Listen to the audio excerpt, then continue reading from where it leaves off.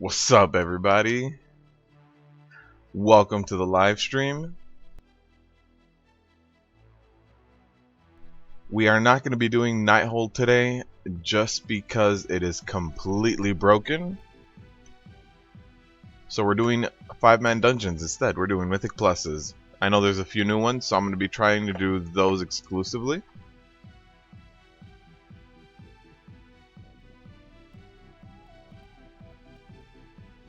First indeed. Welcome to the live stream, man. How you doing, Hockles? Alright, so we got all our summons. This is a +7 Cathedral of the Eternal Night. I didn't even check the... They released 7.2 and broke absolutely everything. All I've heard of Nighthold is nightmare stories. So if you guys have never even stepped foot inside here, the little font of power is over here. It's a little off-centered. It's not right in the middle like all the other dungeons. Doing good, Hockles. I got a few Mythic Pluses in yesterday. I got some good footage for you guys coming in the next few days.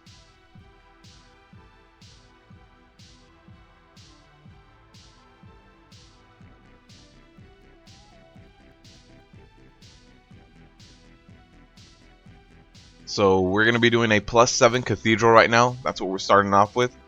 After this, I'm going to try to get a Karazhan run, upper or lower. Oh no! Alright, so the party leader has not done the pre-req quest to walk into Cathedral. So this is a bust already. So yeah, in case you've never walked into Cathedral, there's no necessarily attunement, but you do need to do a few of the quests beforehand.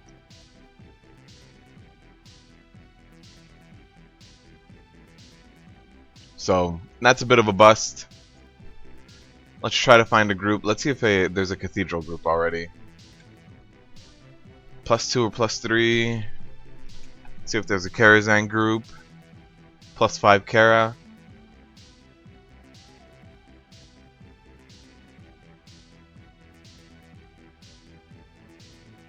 But yeah, this patch got released and everything in Nighthold is broken. What I've been hearing is that Trilliax's Annihilation Beam is invisible. I've heard that Botanist's Solar Flare is invisible. I've heard that Spellblade Allurial, the ads are invisible. So I've heard a lot of things are just completely broken in Nighthold right now. In fact, a lot of guilds have postponed their raiding days. So we're going to be doing some Mythic Pluses. Let me apply to a few more. Not necessarily any of these.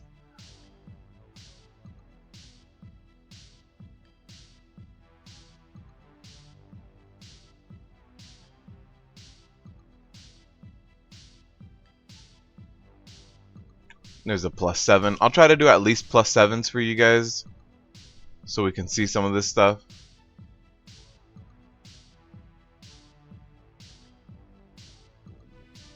The affixes this week are Raging, Volcanic, and Tyrannical, I believe.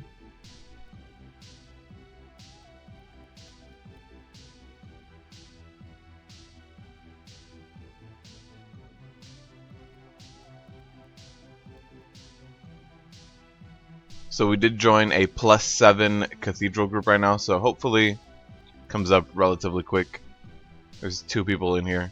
Actually, let me move that party frame so you guys can see it. There we go.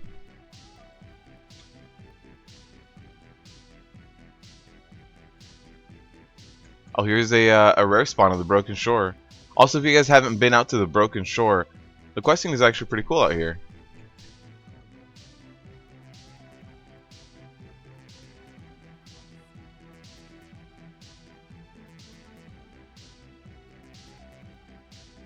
But yeah, thank you guys for joining me. We are going to be doing a lot of these Mythic Pluses today.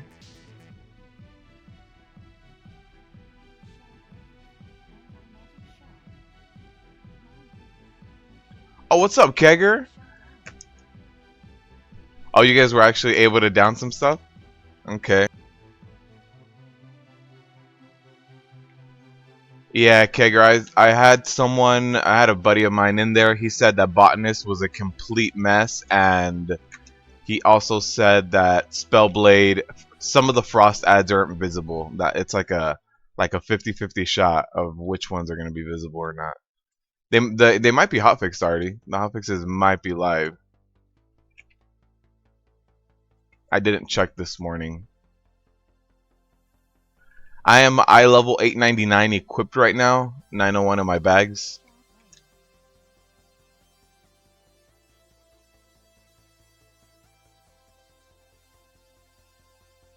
So we're just waiting for a few more people to jump in here.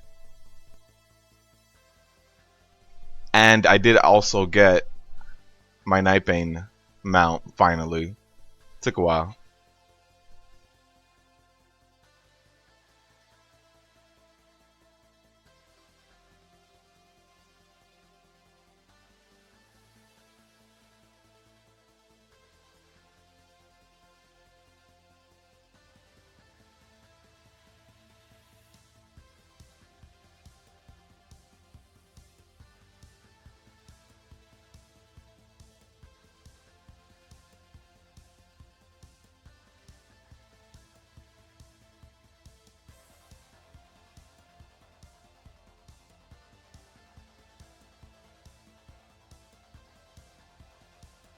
Okay, that's good to know.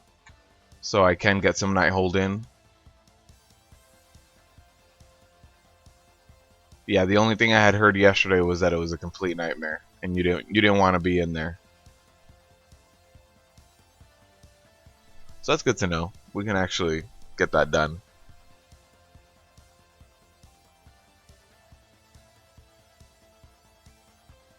Kegger, how far have you guys gotten in Mythic?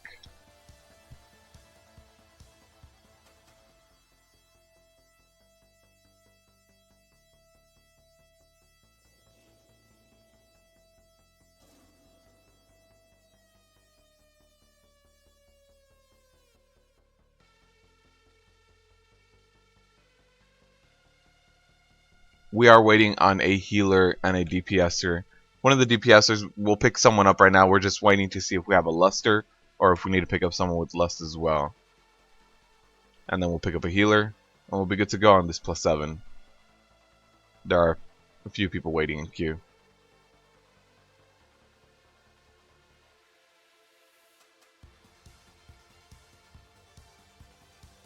Okay. That's real cool, Kegger. Congrats on that. You guys are progressing real well there.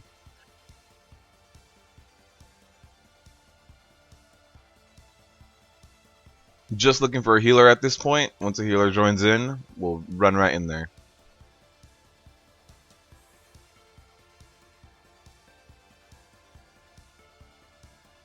I've also heard that doing a +10, since we do get tyrannical Cathedral, is very difficult for the last boss, since he does do a lot of shadow damage that just gets handed out everywhere. And then the Shadow Ball phase does still hurt a lot, so I've heard that a +10 is very, very difficult for Cathedral. Also because of the rebalancing in Mythic Pluses, +10s are going to be a lot harder now. +10s, I believe, drop 905 gear, which is the best gear.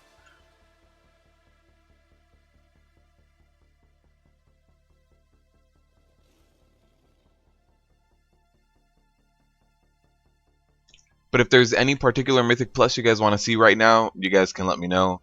We're running Cathedral right now, and after this I'm trying to get a Karazhan, depending on what people are pugging. If not, we can do any other Mythic Plus you guys want to see.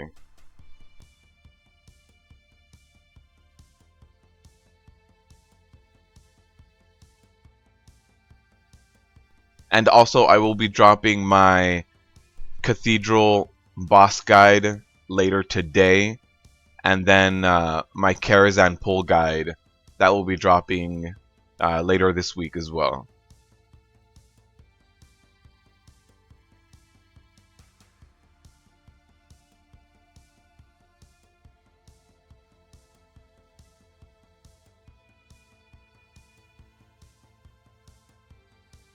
Yeah, Cathedral, the first boss is definitely a very difficult boss.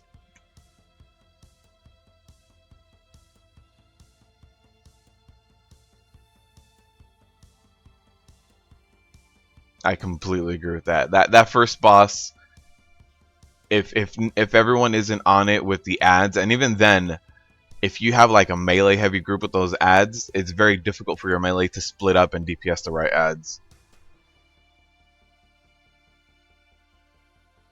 But I actually haven't done a +10 since this went live. Best I did was a +6.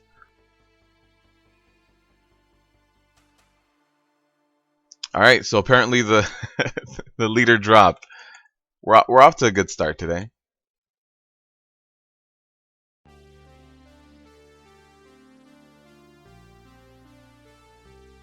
Lower Kara +6. Let's queue up for that. +5. See if we can get into this +5.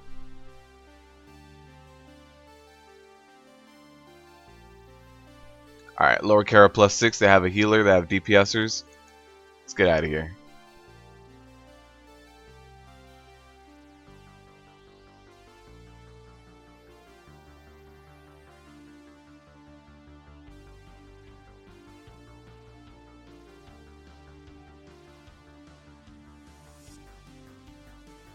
Alright, so we're full on this group.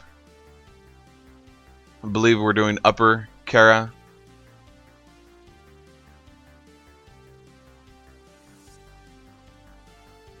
So after this, we will try to get a Cathedral. There was a +3 group. That's all I saw. All I saw was a +3 and a +2 group. So we'll try to get at least a +5 or a +6 going after this Kara run. Nighthold was broken Nighthold was broken yesterday, but Kegger actually let me know that most of it has been fixed as of this morning. Trilliax was throwing around invisible annihilation beams. I heard that Botanist was throwing around solar flares that you couldn't see, and Spellblade Alluriel had ads that you couldn't see either. So most of them should be hotfixed now, but I did check MMO Champ this morning just to see if there was anything about the hotfixes. So since I didn't see it, decided Mythic Pluses today. But Kegger did say that most of it seems to be fixed now.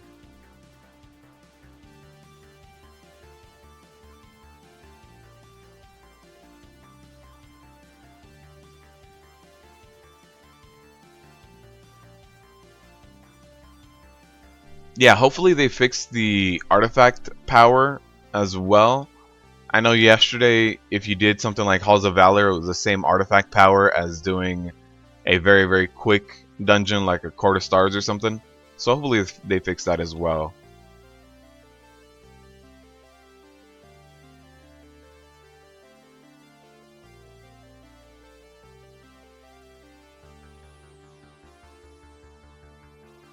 Alright, so I think we need one more summon after this. Yeah, apparently we need the priest. And I think that's it.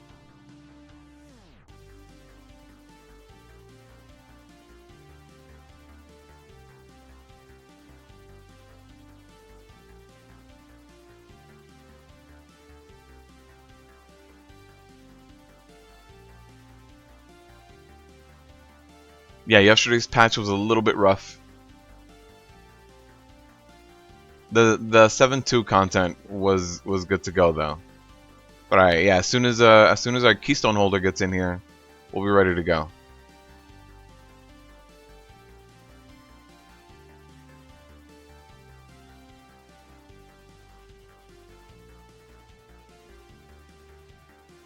And there's our priest. So we're good to go. Let's get a +6 going. Hopefully we can find some higher keys later on as well.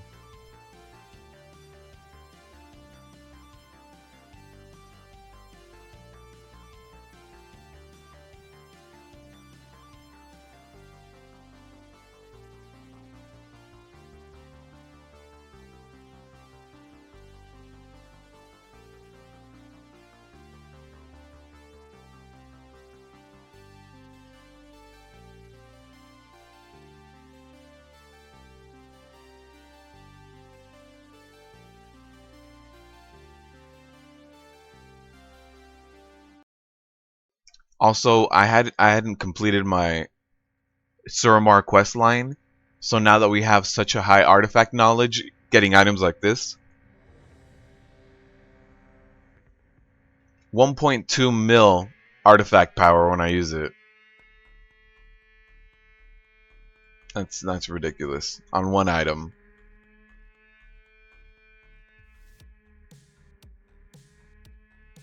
It's a little bit high.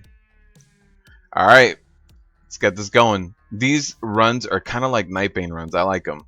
Very quick.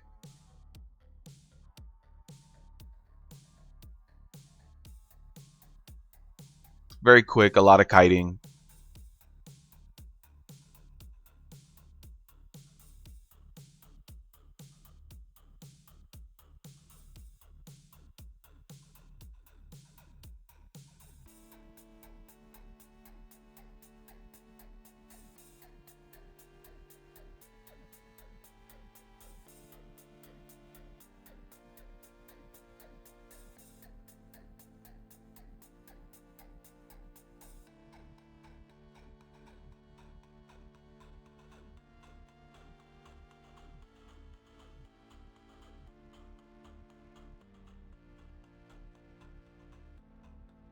And once they're kind of low, start kiting them.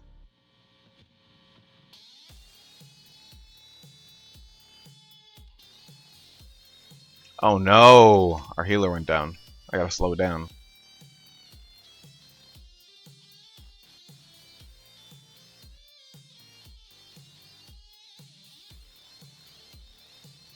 All right. These guys are also they get stuck with their spell casting, so that also helps out a lot.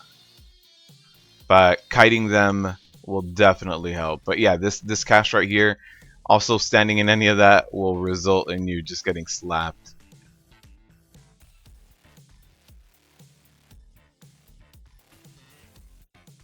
All right.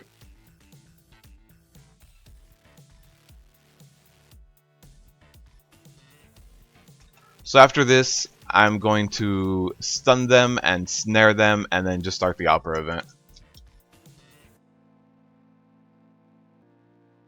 So go ahead and start the opera event. You don't need to pull, but getting the RP over with is a very good idea. Even while people are still running here. So you see people are still running here. Get ahead.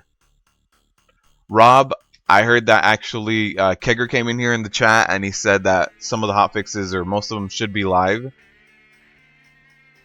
But last I checked, a few of them were still broken, but they might all have been hotfixed. I haven't actually ran in there myself and checked as of this morning, so I'm not sure.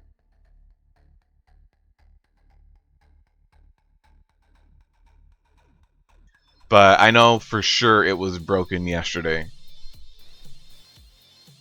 The raid night for my guild actually got postponed to Sunday as opposed to yesterday.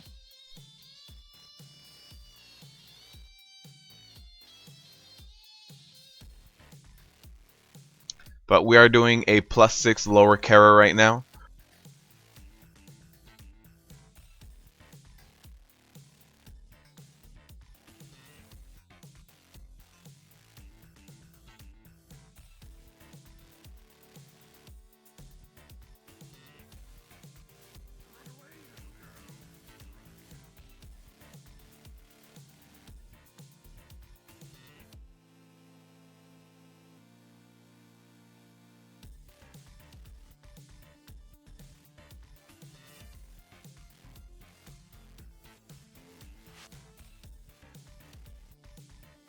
Alright, these are going to activate. Alright. So far, I really am enjoying the Karazhan Mythic Pluses too. Like I said earlier, they're kind of like a Nightbane run, and they go nice and quick.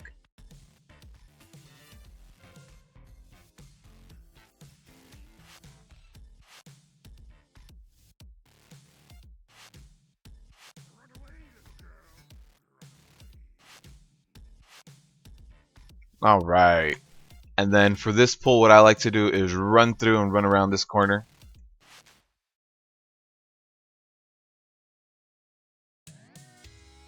Except sometimes people pull aggro. But if not, they all body pull. They should all body pull to you. Alright.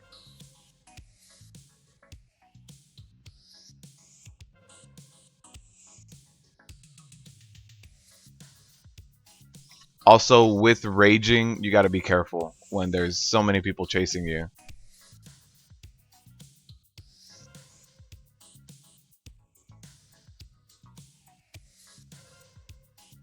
Get that last stun in, and then run away. Alright, so we are gonna wait for a res for that paladin. And then we should be good to go to keep on pulling. So even though you want to keep a good pace, you want to make sure that you don't, you know, outpace your team.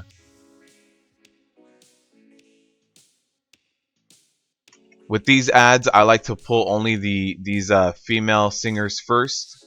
As soon as they're gonna cast their Fire Lance portal, that's when I throw a stun out, and then I'll pull all of the males in this room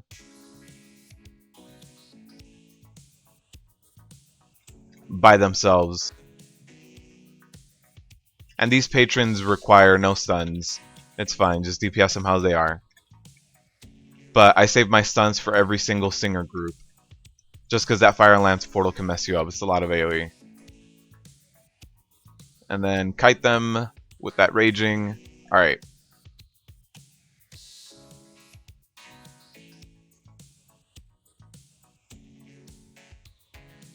You can already see the chain stuns going out. Perfect. And then there's no need to do any of the ads over here on the stage. You're gonna get the percentage no matter what. But I do like to pull all these ushers.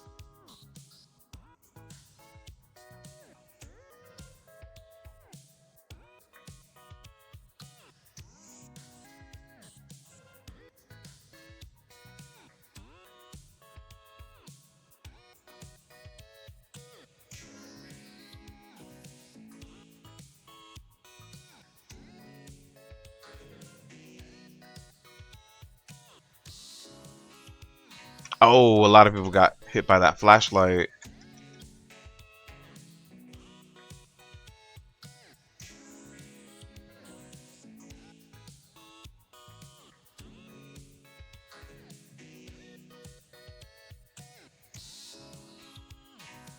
Alright, so we'll wait for a res again, or else we would have been able to just keep pulling. I had to backtrack for this res.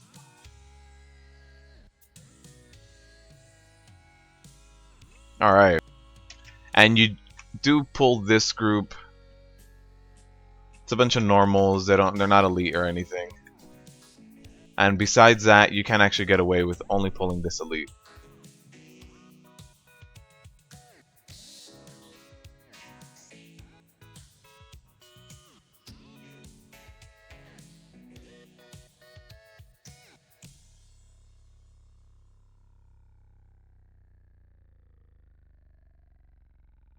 So that's a lot of enraged mobs there, so I'm just gonna keep running down this hallway. There's no need for me to stop combat.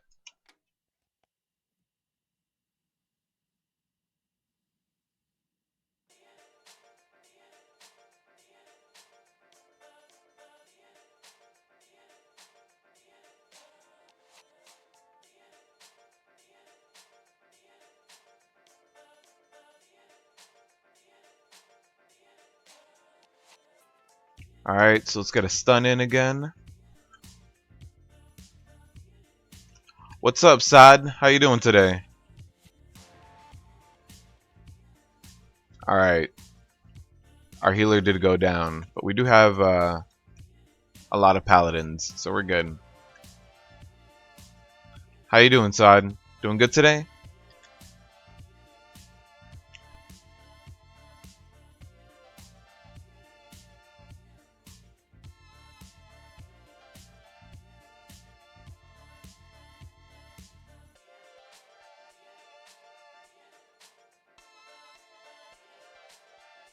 Alright, time for Maiden.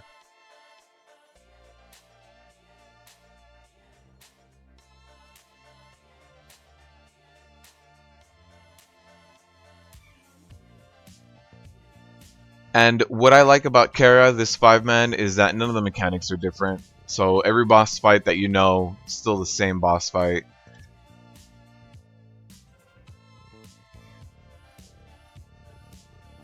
You're right, Eric. Eric, you come in here and ask me about my transmog every week, and for a while I was like, maybe I should just maintain what I have.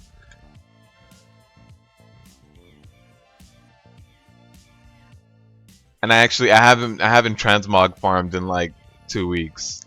So there's that too.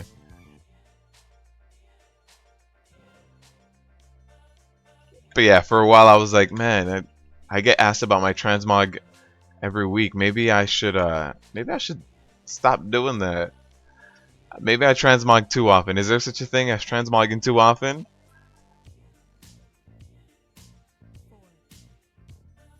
Because if there was, I felt like I was doing it for sure. All right, get Maiden done. Once you're done with Maiden, you don't need to pull anything else in this room over here. You can just run straight to Morose. There is a pat that you might pick up every now and then, like this guy right here. A few people might pick up, but if not, just run straight through this. You can ignore these guys, kill these guys by the balcony.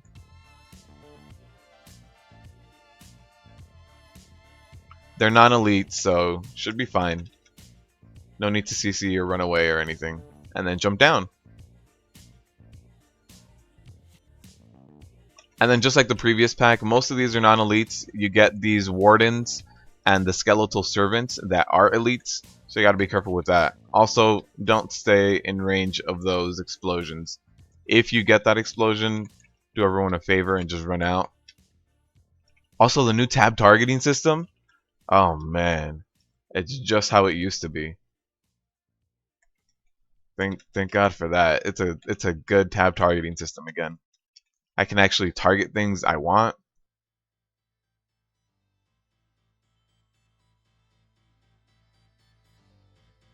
And this week for Morose, the people he has around him aren't that much of a pushover. So you might see a few people go down with this Morose pull.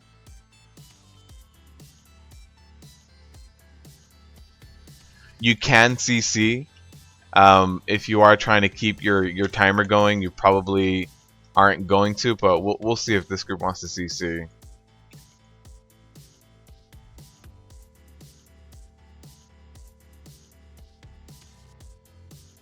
That too many transmogs is a real endgame.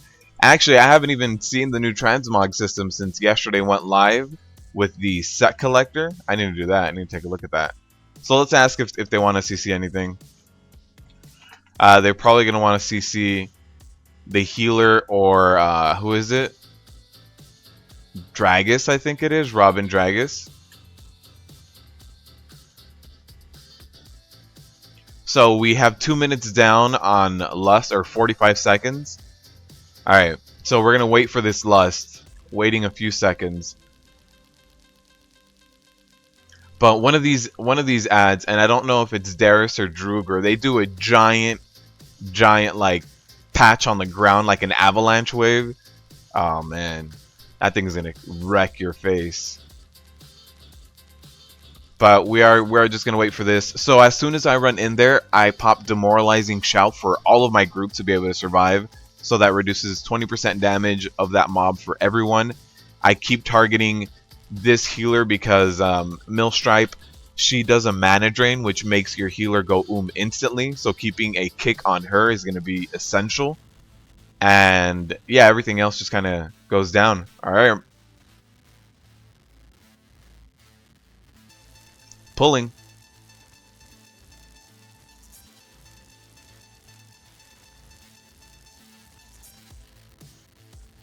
All right, and then I just end up running down.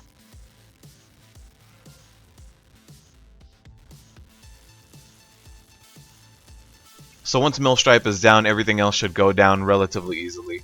She's the one that's just gonna make your healer go and just wreck your face. So here we go. Now we're just down to Morose. You did see we got pretty close. Here are my unit frames right below mine. We did get pretty close to 2 people dying at that point, but we're good now. Michael, I am making my Mythic Plus guides for Karazhan. I have all my footage that I need already. I'm working on Cathedral Mythic Boss Guide today, but the Karazhan guides, you can expect those either tomorrow or Friday. If you want them sooner, I'm going to be dropping them a little bit sooner for my patrons. Also, with this Warden, I do pull him and I do pull the other pack that's in that room because they're non-elites, so they're relatively easy to take down. So once that Warden goes down, you can run through and actually run straight to Attunement. We have 71% forces left, but all we need is what's around Attunement. There's enough trash here.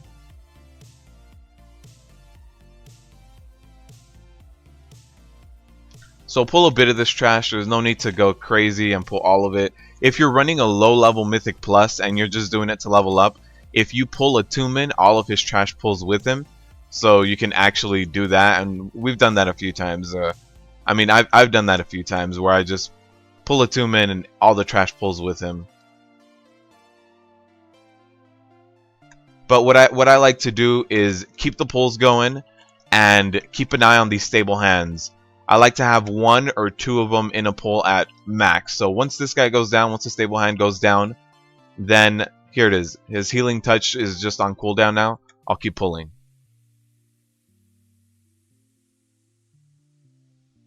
You don't want too many of those heals going off at the same time, which is why I stagger them according to him.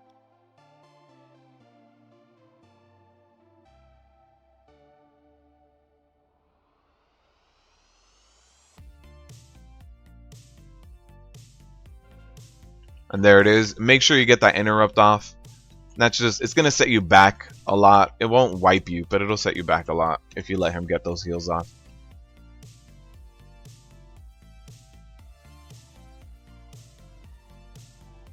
And that raging. Alright, that was good.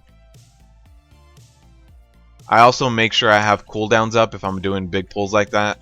You see I popped Last Stand.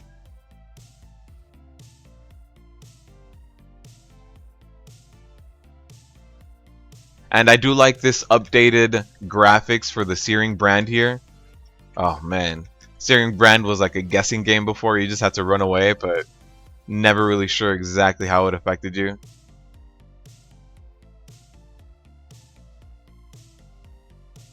So we're going to save our stun for this one. This is a slightly bigger group.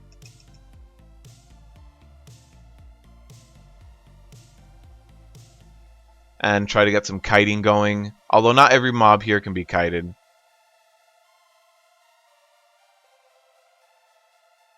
And we do need to run back and actually clear the blacksmith area as well. So hopefully everybody runs over here. We have 5 minutes left, which is more than enough time. Thank you, Michael. I appreciate that.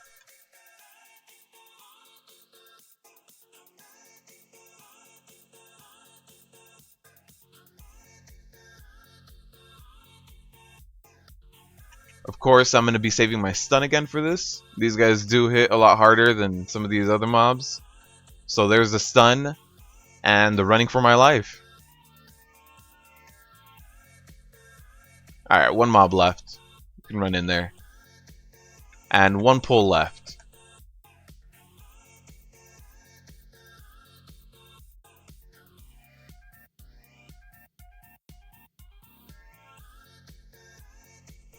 So yeah, run away from that Searing Brand. If you have it, don't hug your tank. Especially with certain affixes, you definitely don't want to be hugging your tank. Alright, we can actually tank these two even while they're enraged.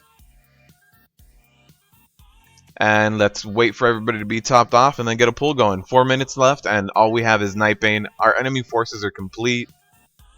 So just get our pull.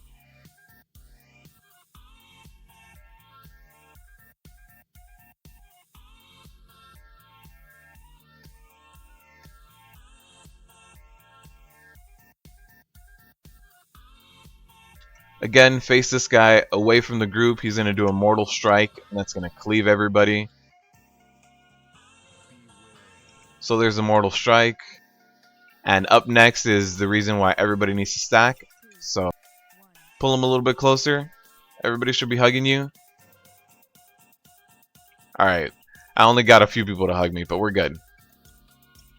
Either way, he's down. His mount is about to go down. His horse. I do have the debuff on me. Let's see if he sees it. Alright. And that's a +3. So we did a +6 and we 3 chested it. So that's not too bad. Again, it's kind of like a Nightbane run. I don't think there's any upgrades for me in lower Karazhan. Here's an 885. That gets really close to an upgrade. But yeah, I'm going to try to find a Cathedral group right now. Or actually, let me see what the key turned into.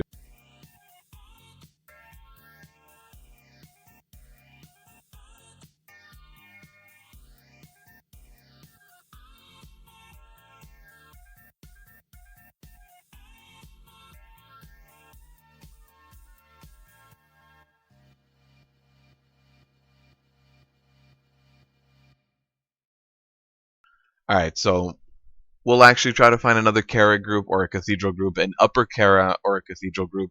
Hopefully there's one going on.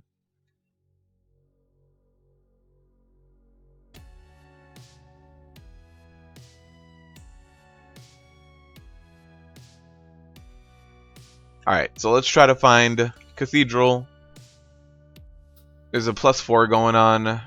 Let's see if there's another Karazhan group.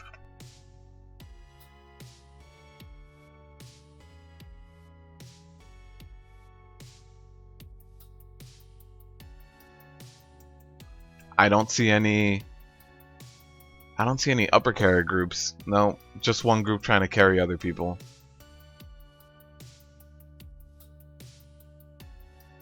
Is there a particular 5-man you guys want to see? I don't know if you guys even want to see this like +4 Cathedral. Actually, let's run in there. Let's do a +4 Cathedral.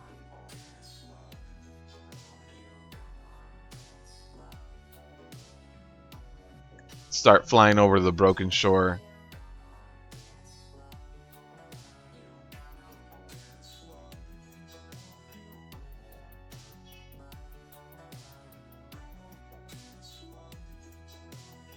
And we'll keep checking some Karazhan as well. Just because... No. There's a Nightbane. Alright, Cathedral +4 accepted us. And we need 1 DPS and 1 healer. Alright, so this group is actually really quick already.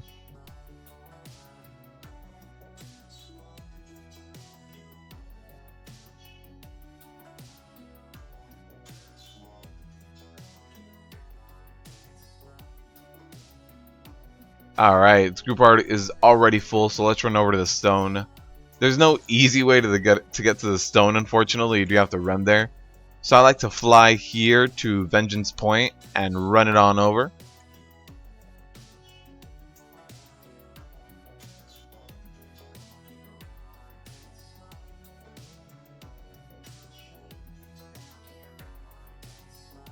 I do also still have my key, which is a Darkheart Thicket +6.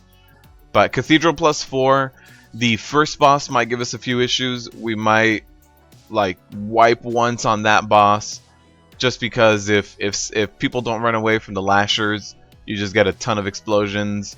Second boss should be straightforward.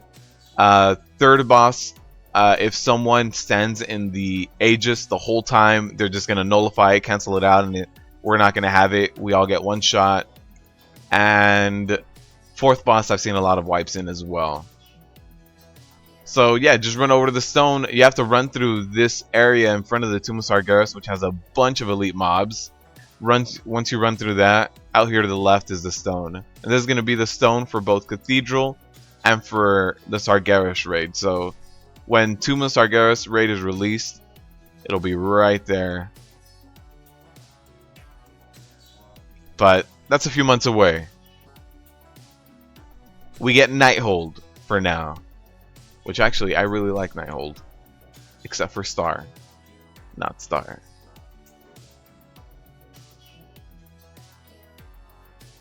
I still need to do my arms training, but I did do my fury and my prot.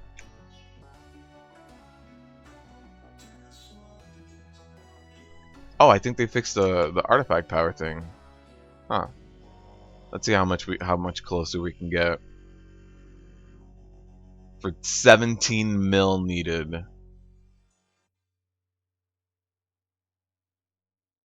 Now we're about halfway.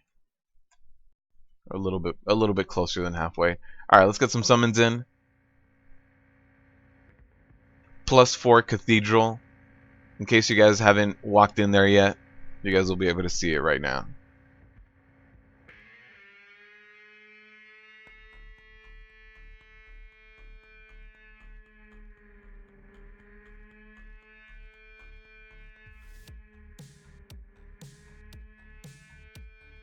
So we should be good to go as soon as they get here, and it is set to Mythic, so let's run in.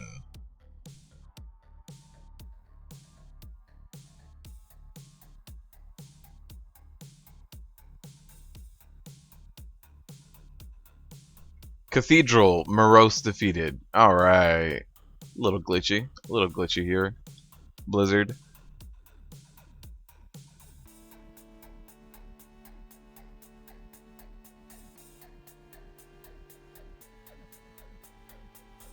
So as soon as the healer runs in here, which just got TP'd in. Ow. You can take damage from this? In the beginning area? It's cool to know. Also, if you don't know where to place the Mythic Plus Keystone, it's not right in the middle. It's off to the side here. You see it right there.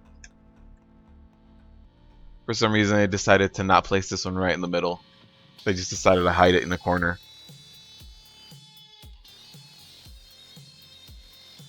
Alright, and as soon as the Druid TP's in, which she's in the right area, so she should zone in quickly.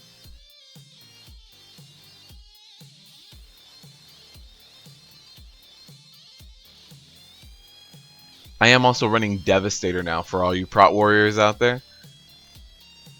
For Mythic Pluses, I'm doing Devastator again.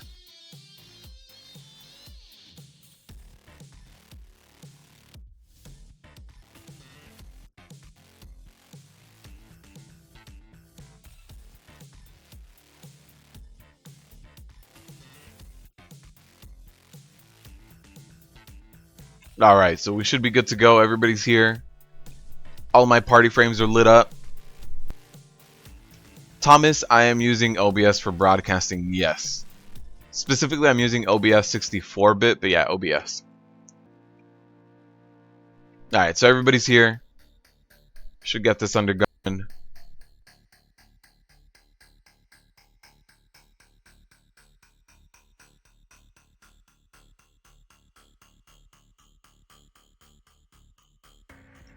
Party leader should be starting it relatively soon. Or the key holder, the key master.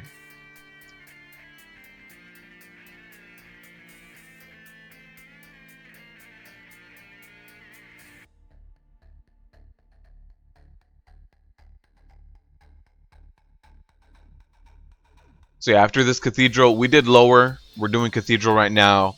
We'll try to find an upper Karazhan group. There was 0 when we checked before this, but we'll try to get an upper Karazhan group right after this.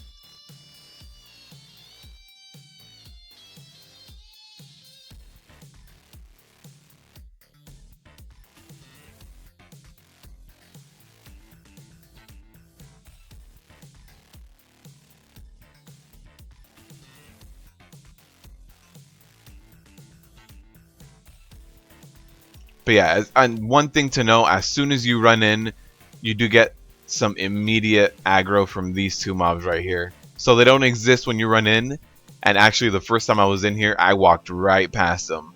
I had to run back and get them back.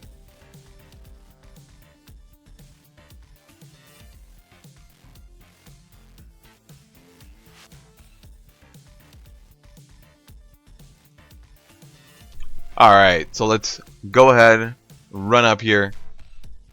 So we're going to pick up the first 2 mobs with the first pack as well.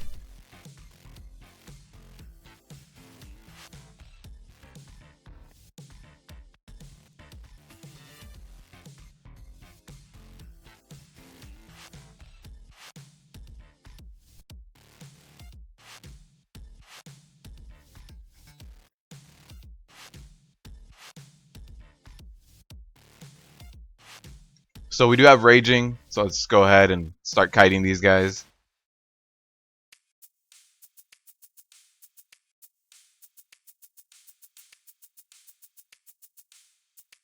With this shadow wall, it can be interrupted. He starts taking less and less damage. Oh, people started leaving. So what happened here is, you see here, it is a depleted keystone. The chat started going crazy as soon as we got our first pull in. Look at that, everybody just ran out. So that was a +4 but depleted, so everybody just decided to run out.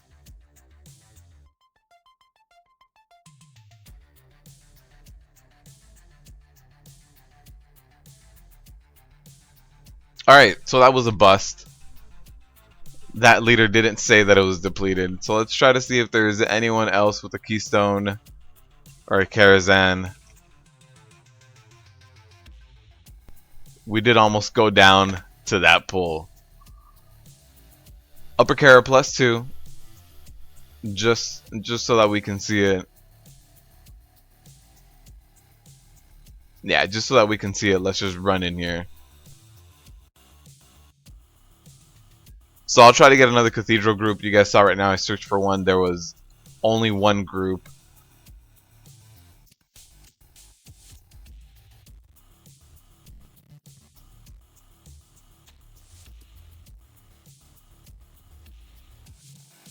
So let's run over, get an Upper Kara. Upper Kara, you can skip a lot more trash, and I haven't determined exactly how much trash you need yet, so I'm still working on that. But Upper Kara, you do go to the Mana Devourer, and that's where you have a lot more freedom for trash in the Devourer area.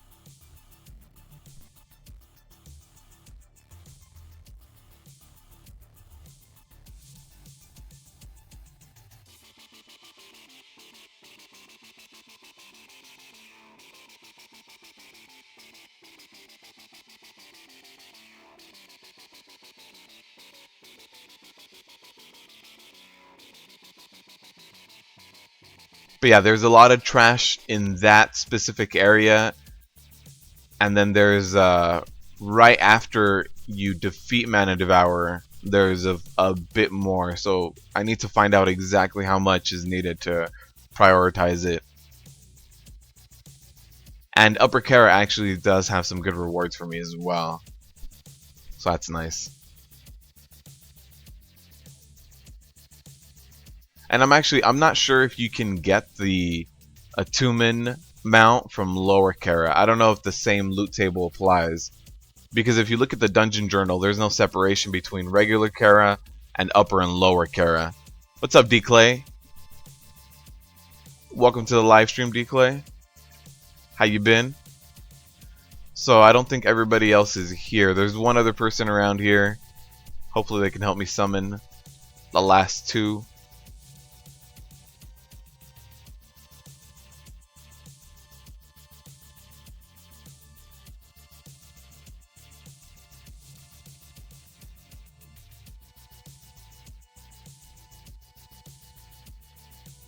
No, no.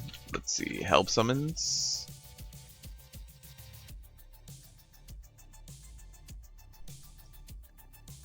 D-Clay, we did do already a Lower Kara, and we walked into a Cathedral, but that was a bust.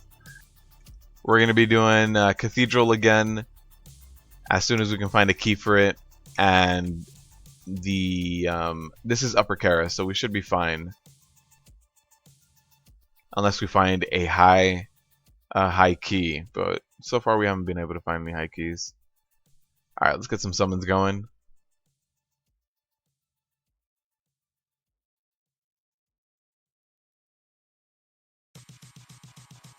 Need just 2 summons, and we should be good to go.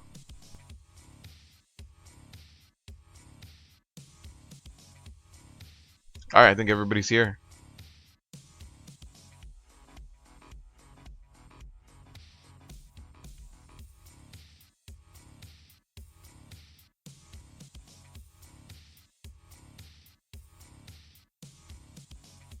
Upper Kara starts you on the way up to Curator. So you do get to pull a bunch of these like forlorn spirits.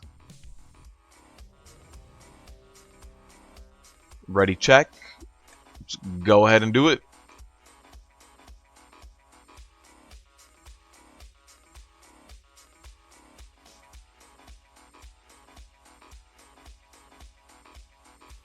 Oh, we're waiting on one last person to zone in. D Clay, I did set up my Patreon. It should be in the description of this video, actually. Yes, the first link in the description of this video. And D Clay, actually, I'm dropping some stuff in there later tonight. So I'm doing my Mythic boss guide for Cathedral later today, but I'm gonna be doing Karazhan pull guides, and my patrons will be getting it first. So patrons will get one of them today, and then that one will go live on YouTube tomorrow. So you guys are gonna get it a day early. Well, patrons will.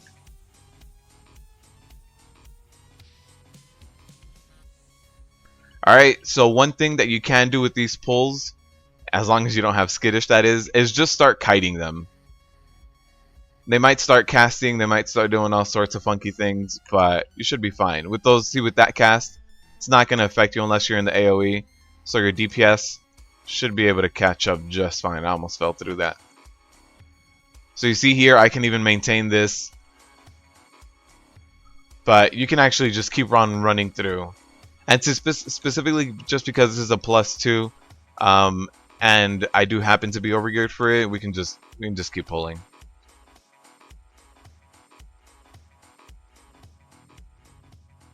So start getting some good deeps on this.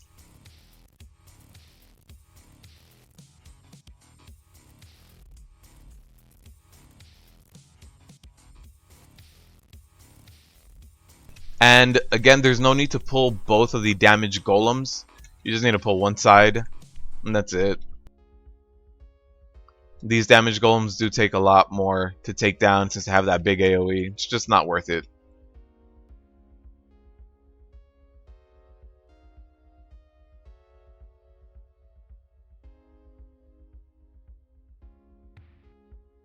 And with this nullifier, I don't like to pull the next trash that comes with it.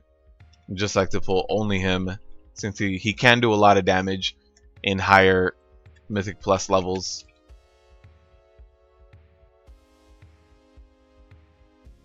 And then with these guys, make sure you attack the worms first. The Arcane Elemental comes after, but you actually can't damage this confluence until you've killed all the mana worms. Also, try to keep as many interrupts as you can going on him, because his AoE is crazy. You already see some of these people in my group are going down. There's more than enough time. You can LOS pull this guy right here.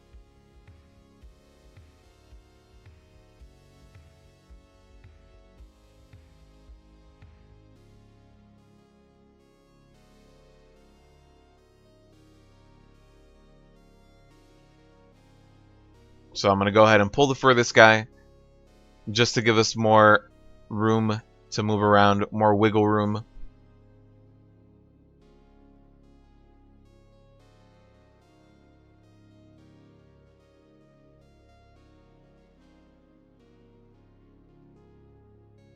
Yeah, if I were to pull two with this group, we would have for sure gone down.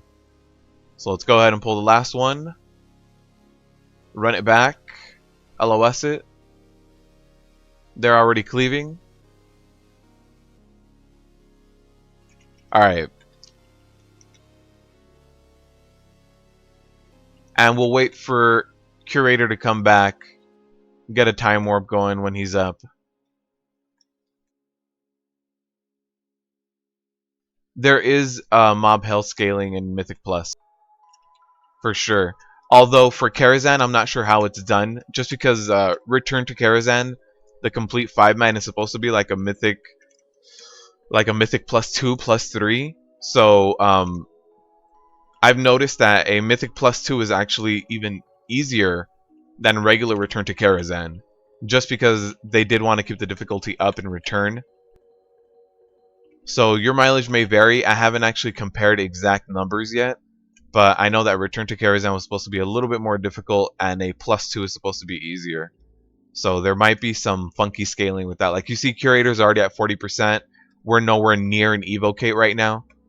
So I'm pretty sure it's easier when you're at lower Mythic Plus levels for Karazhan in upper and lower. I would need to you know go back and clear return again and see exactly where everything is. Thank you, Declay. Declay, that means a lot, mate. Thank you for that.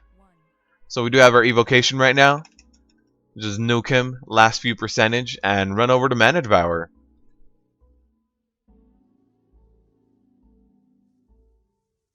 And again, thanks a lot, Declay. I mean, it means a lot. Thanks for supporting the channel. With this mob, again, you can skip this guy over here, this caster. He pats around. If you do manage to pull him, run straight into this room anyway with the Flamebringer. He'll drop aggro eventually. So just run straight across. No need to pull him. You don't need his percentage for the enemy forces. And for this guy, even if your healer is a little bit behind, there's enough of these like interesting little mechanics that you should be able to stay alive. This is a mini boss that can be stunned. He does a lot of like other casting, so you should be fine. Alright, now comes the Pug Killer. Don't move during Flame of Wreath, or Wreath of Flames. Just don't do it.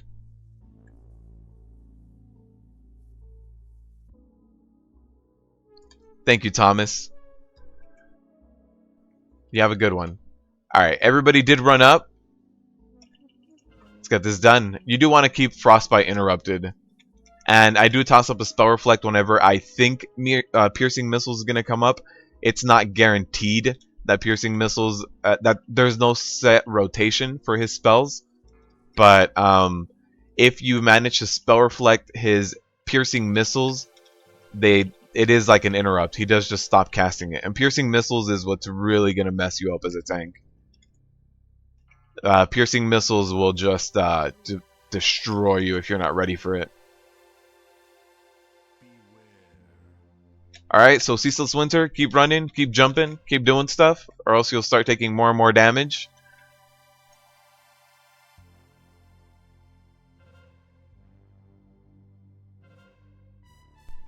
He can't stack this Winter effect and his Flame Wreath, so during this time, just keep DPSing him. Perfect. And then here's the next area where I still need to determine for all you guys, all of my audience, exactly how much trash needs to be done, and you don't want to do that.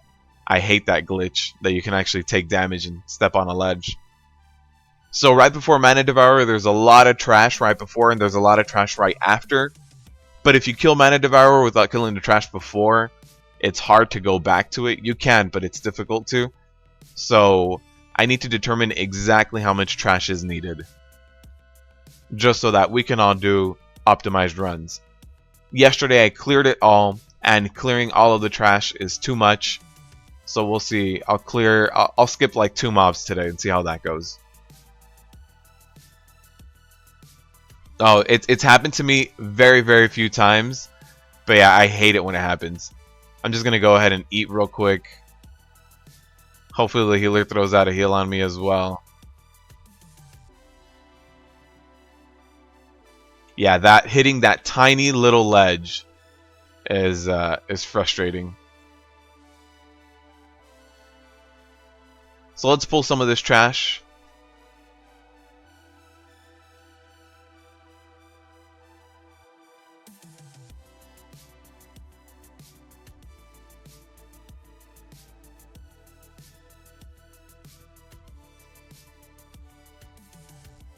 So I'm not gonna be pulling all of this trash. I did skip a fair amount of it.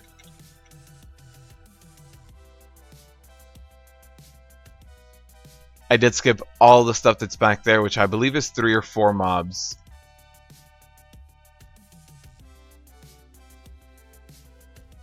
I don't think my healer is here yet. Oh, there he is. He's finally here. Alright. That was a little scary.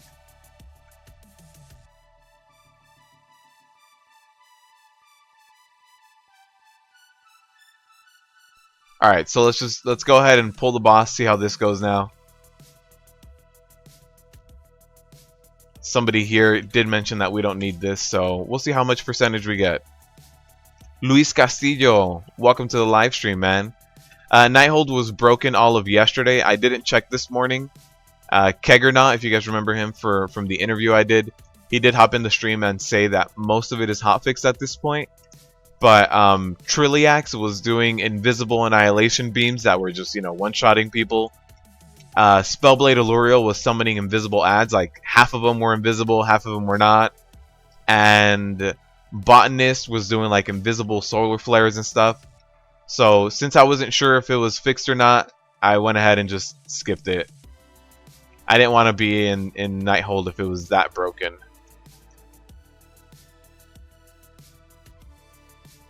So most of it should have been hotfixed apparently as of last night or early this morning. But I didn't want to risk being somewhere where invisible laser ninjas can one-shot me. As much fun as invisible laser ninjas sound, and I get it, they sound really fun, I didn't want to be in there. So we're starting with 66% and clearing this whole area. Let's see how this goes. We might need to even clear the top area of this if we're a little low.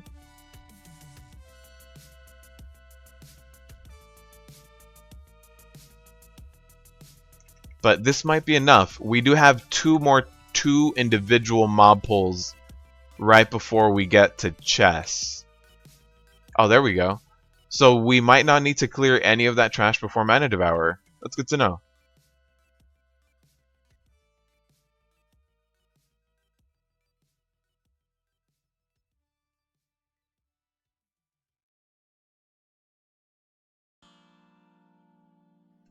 And enemy forces are complete, and we still get 2 more trash pulls. I don't know if chess counts as well.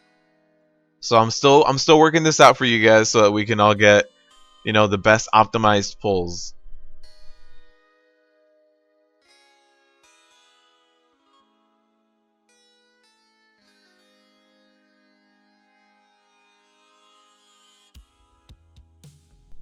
That mighty swing. Oh no, did somebody go? Somebody went down to the mighty swing. That's unfortunate when that happens. Remember, when you're fighting this person, be somewhere that if you get knocked back, you won't fall off.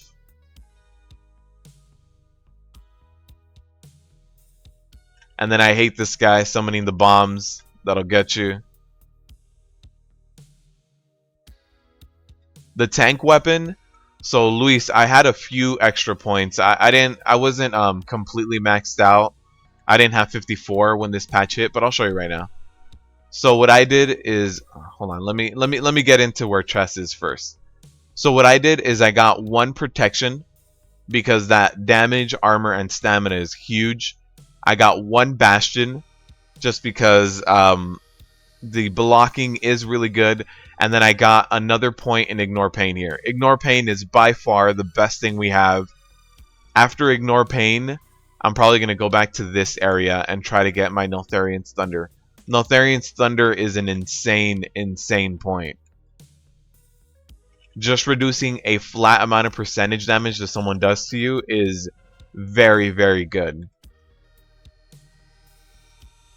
So yeah, that's the way I'm gonna go with that. Right now, after ignore pain, I'm gonna do a point into armor percentage as well, and then go back to those the new traits and just keep those going. I might not. There might be. I haven't crushed the numbers or anything, so there might be like some other research that ends up being a little bit better. But for now, also one thing you should note, Luis, if you want to maximize your time, is I hope you have your new artifact knowledge stuff researching. So just leave that researching in the background for now. And on Sunday, you're gonna be getting. You should be getting new levels. So on Sunday, you can do LFR and get a ton of artifact points. So don't do LFR. Don't do that yet. and do it on Sunday instead, and you should be getting a ton more artifact points than if you did it today or tomorrow. Yeah, I mean, ignore pain applies to everything, you know, and our biggest issue in Nighthold is all of that magic damage. So my biggest issue is like Crosis and Star Augur. So by picking ignore pain, I make those fights easier for myself. I figured ignore pain was going to be absolutely the best one. But ignore pain and then one more of armor, because that really helps out as well, and then I'll go back to these points. Because if you see this, reducing damage by 1% stacking up to 5 times, reducing damage done by 5% is crazy as a passive. Just, you know, Thunderclap is part of our rotation regardless. We're going to be using it, so it's a really good point.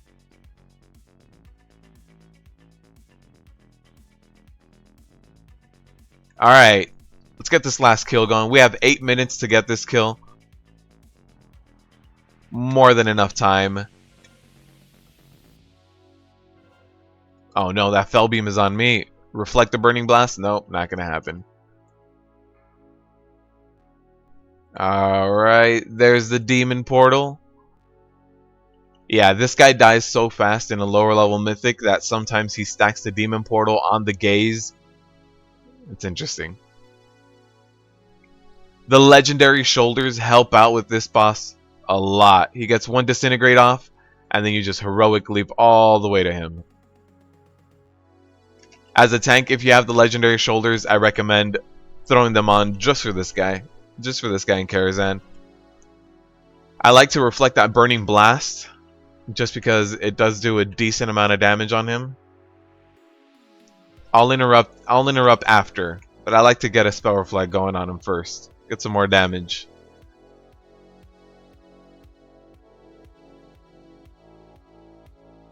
D-Clay, you guys got Invis Beams on Elisande and rings? That sucks. An invisible Arcanetic ring, jeez. That already sounds like a nightmare.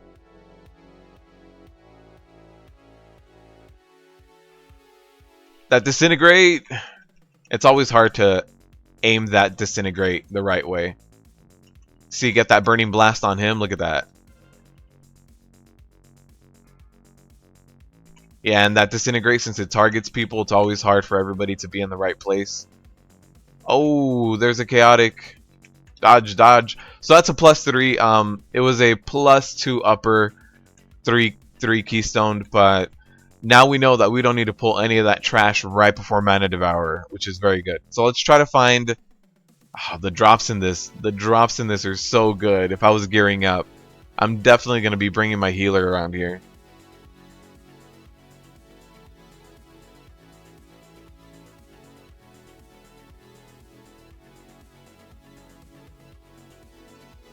Okay, Alisande's still broken.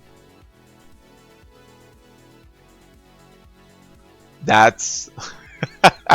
They instantly deal raid-wide damage.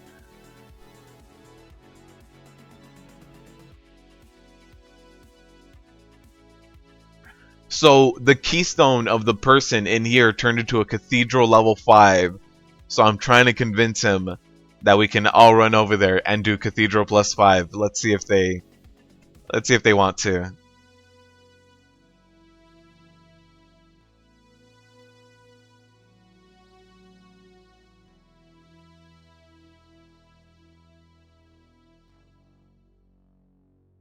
So I think we are going to run over to Cathedral with this group, which is great. We got a Cathedral +5 out of this run as well.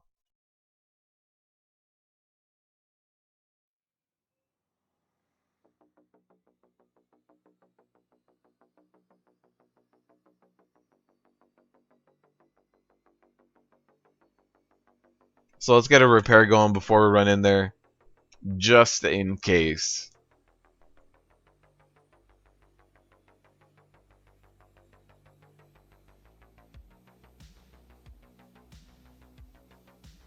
Yeah, we do get a little bit more magic mitigation. That's true. Our ignore pains get a little bit stronger. One thing I do like is since Karazhan got added to Mythic Plus, I believe Karazhan has an Ignore Pain relic that we can pick up. Blingtron. Legendary on stream. No, okay. So I do believe that there's an Ignore Pain relic in Karazhan that we can get. That before wasn't that good unless we got like Warforged like crazy. But let me take a look. I think if it's Beauty and the Beast, yeah. So you see so this week is Westfall Story. Don't get to do it. But on Beauty and the Beast week, we get our Ignore Pain relic, which starts at 865. So on that week, if we run lower Kara, actually not upper, lower Kara, we can get a really good relic. So the fact that they added Karazhan to Mythic Pluses is very exciting. And also this trinket, the Raven Eidolon, is really good for 5-mans. But before, here's the base one, 860. Now, if we do upper Kara, we can get this at a much higher item level. So that's, and it's stamina. It's a huge stamina boost and some good mastery.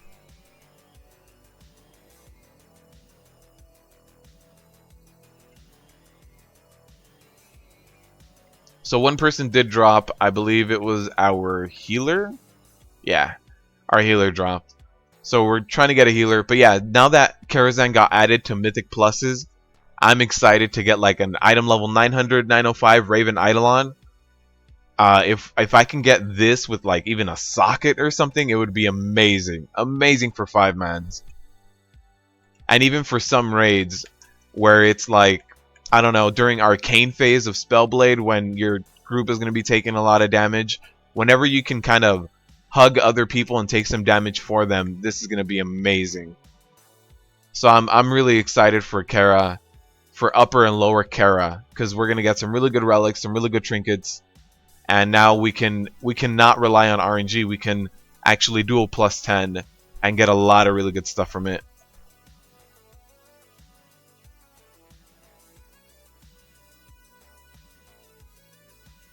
Fighto, yeah. Protection warriors take a lot of magic damage. They need to be very careful.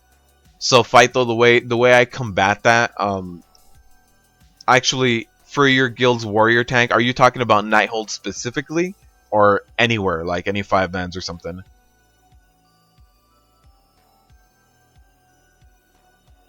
So we're raiding on a healer.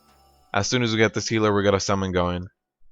And Fighto, if let me look up a video for you real quick.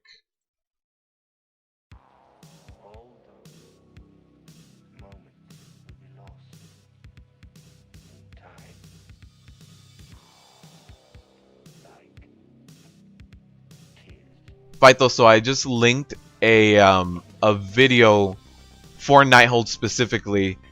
You can link that to your Prot Warrior friend, and that's a Prot Warrior. I call it a Prot Warrior survival guide for Nighthold. So every Nighthold boss has different mechanics, and sometimes it's physical, sometimes it's magic, and he should be rotating Spell Reflect at very specific points.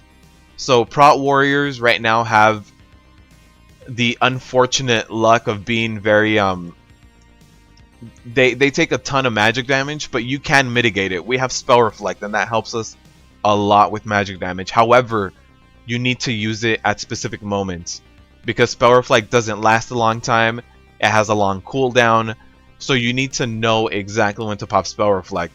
So if he's popping Spell Reflect at specific exact points, then the damage he takes should be okay. It shouldn't be crazy. It shouldn't be unmanageable. He should be a lot better. Yeah, if you know exactly when to pop every cooldown, just like David said, you should be okay.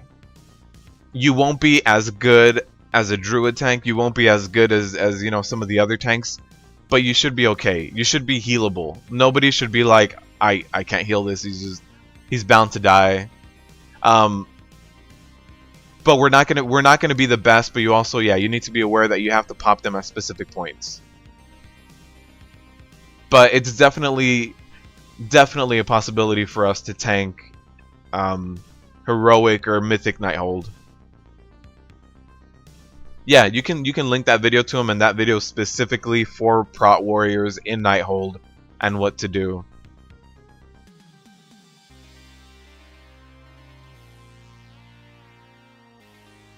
Yeah, I know the struggles of trying to get through Nighthold as a prot warrior gearing up.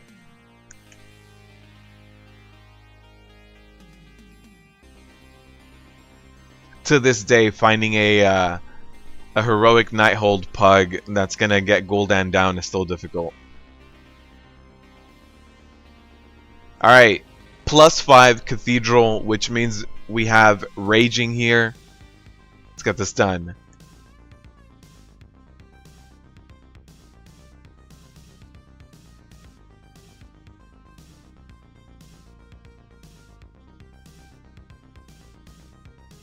One thing I've noticed about Cathedral is that there is a lot of trash.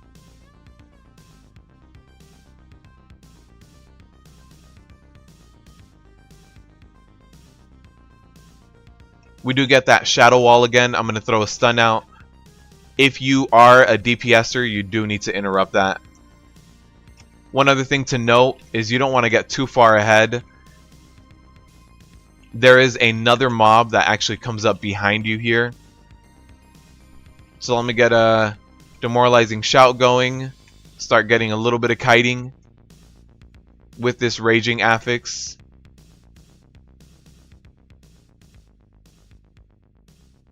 Yeah, so that Shadow Wall cast was good just because it allowed us to kill a little bit of time.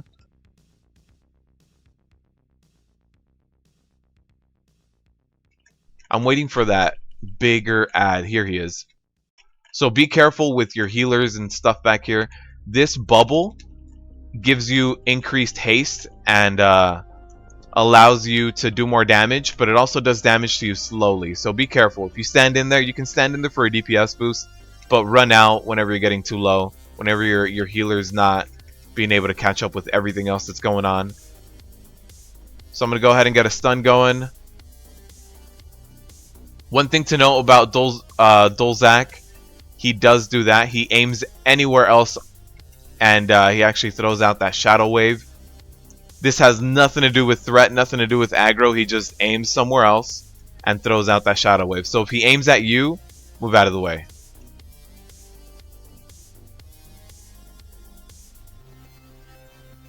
So you see that Shadow Wave? He just aims somewhere and does it.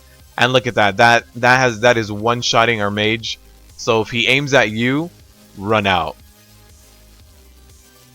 Also, when you are tanking this, try to stay as close to this right-hand wall as possible. This goes for tanks and DPSers. Because you see these gargoyles, these dread hunters, they go more towards the outside of this area. And what they do when they land is they do an AoE fear, which can really mess up some people. I mean, it can even mess up your tanks. As warriors, it's not as terrible because we do have Berserker Rage, so we have one free breakout. But yeah, you want to avoid pulling too many Dreadwings if you can. So everybody try to hug the wall. For this specific mob, you can get bumped back into like this elevator shaft and be fine.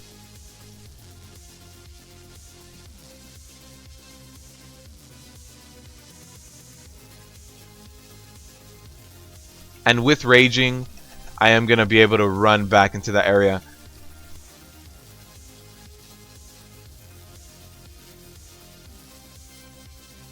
So again, standing in there is a DPS boost, but it does come in the form of a little bit of your life, a little bit of your HP getting knocked out. So again, throw out a stun, throw out a snare, and start running away. The Fell Hunters jump around regardless of aggro. And yeah, there's a lot of trash in Cathedral, and a lot of it is unavoidable unless you bring potions. But right now, nobody's really bringing potions for this. And there is actually more trash than you need. Enemy forces get filled up pretty quickly here. So in order to optimize this, you are going to need a group with invis pots. So I'm still working on that. Here's another Dreadwing again coming up behind us. As a tank, this place can be a little bit of a nightmare just because all this trash comes up behind you. Stuff spawns in different areas. So again, I'm going to run away now. There's 3 people that are enraged in there. Don't want to be in that group. Alright, 1 enraged, I can deal with it. And that Dreadwing went down.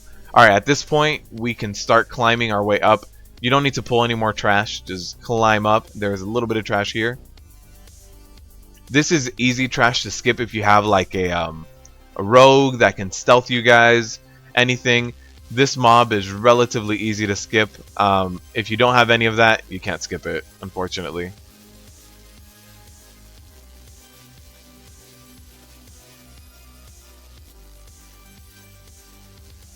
Alright, start kiting that a little bit as best as we can up these stairs. Alright, we're good. And we're going to get to the first boss now, which is pretty difficult too. And yeah, that mage did go down 3 times back to back. I saw that. He definitely is not having a good time with this run. Alright, so you see this Pat is going away. That's the perfect time to run through. You don't need to kill that Pat. Not needed. Just run right through. Skip him. You see, right here, you're going to start seeing the mechanics for the boss fight. So you do see that one called Strangle Vine. He's basically going to start throwing out vines and trying to kill someone, start trying to strangle them. The bile sprays are just going to drop stuff on the floor that you see right there, which is also a mechanic that you do see in the boss fight. And as far as these lashers, you see this vine right here that's choking him out. You want to break that vine. Oh, our mage is almost down again. Actually, our healer went down. I don't have a healer.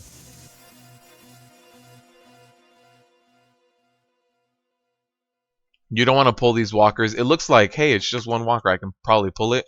Yeah, no, these walkers do a lot of damage. Oh, let me start eating. Ooh, I almost went down. 13%.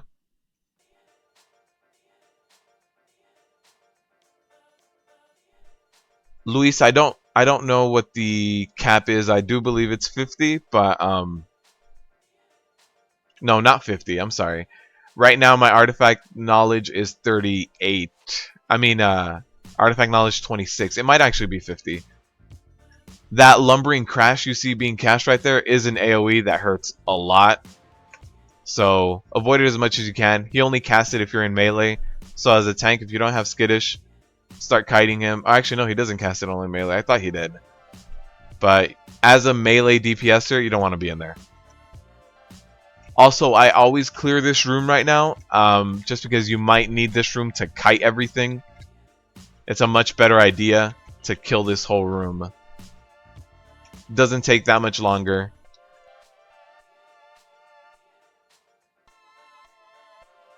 That too, David, you're absolutely right. There are some. You see this fixation on me. You don't want to hug him when that happens.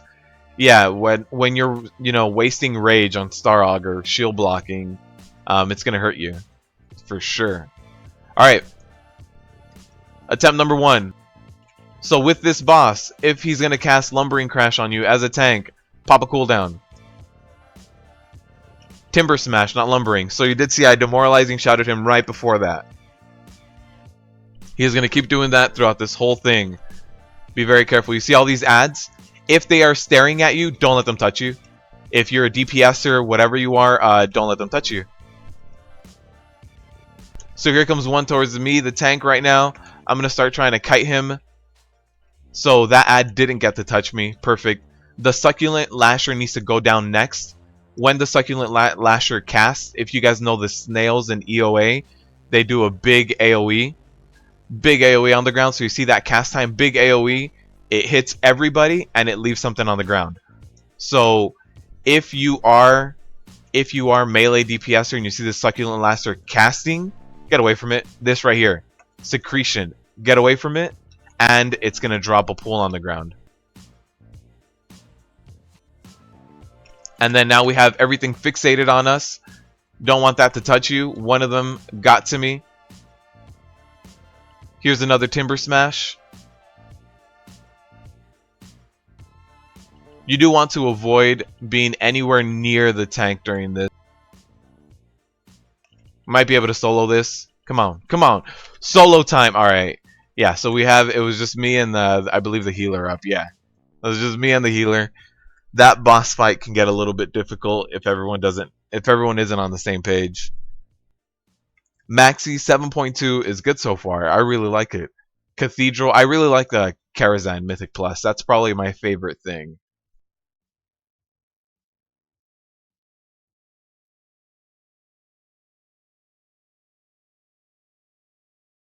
Yeah, Karazhan Mythic Plus is definitely the best thing in my book so far.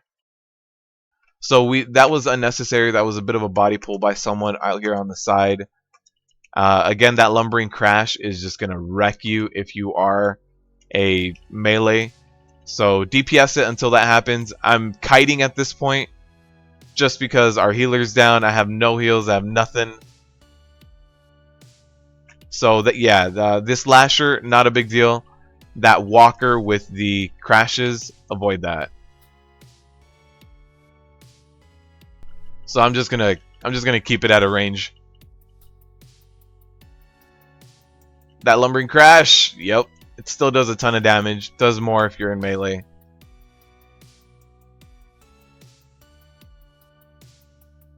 And this is only a +5, by the way. So the GM yesterday said if you get a +10 Cathedral, do yourself a favor and consider it a dead key.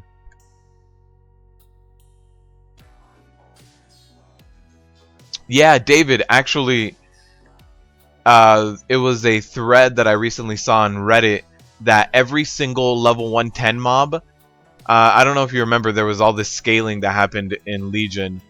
Well, the scaling now is no longer dependent on your level as a player. Your scaling now is dependent on your item level. So everything should be hitting a lot harder depending on how geared you are. So they did change the way the scaling works. So it used to be scaling only based on your level. So if you were level 100, 101, whatever it is. So now it's based on your item level, which I believe they did it to nerf level 101 Twinks. That's in my head. That's the reason why level 101 Twinks were the best thing to farm on. If you wanted to farm anything, ores, skins, whatever it is that you needed to farm, level 101 Twinks were the best. So I think that's why they did it, scaling according to item level. With these ads, well, you don't want to be standing in the middle just because. So you do see all these books too. You want to get those books down as fast as possible, but that was way too much. There was like 3 or 4 body pulls in the middle of that. That was not going to end well. But yeah, everything scales to item level now. So I think that was their way of kind of stealth nerfing level 101 Twinks because they were getting away with doing a lot of really cool stuff. Eric is just counting the mage's deaths. You see it right here, 6 deaths. You're on the money with that. So you see this guy right here? This guy's a pain. But when he dies, the boss is summoned. And the boss is summoned right in the middle, which is why you don't want to tank this guy right in the middle. You want to, alright, don't stare at him with this blinding glare. He'll wreck your face just like that. You see a lot of those people died. That's for staring at him.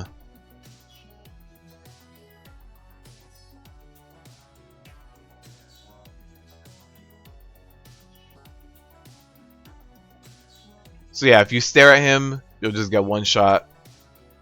So you don't want to stare at him.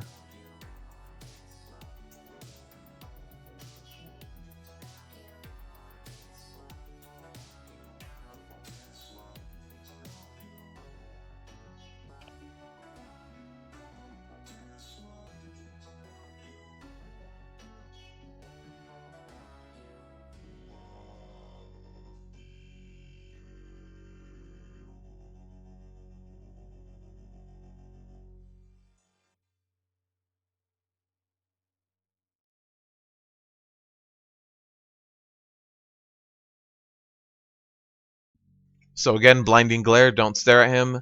You see that is almost a one shot, honestly. And then he immediately does a ton of damage on whoever he's staring at. Doesn't have to be the tank. I've seen it happen to DPSers as well.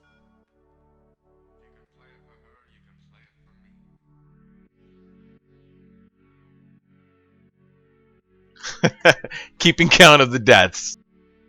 Yeah, Cathedral right now is still rough, but it's mostly because people aren't used to it. People don't know what to pull, how to pull. But this forced destruction, that destroys me.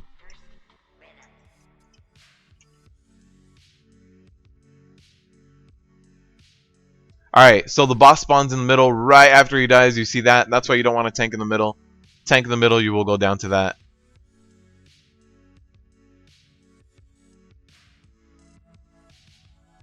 So let's just clear out the room because you do need to hide behind these bookshelves. So when you tank the boss, you do want to tank the boss right in the middle. You do run out for this one cast that he does, and then you have to run in immediately. And what that does is it allows you to avoid a lot of his mechanics by doing that. All right.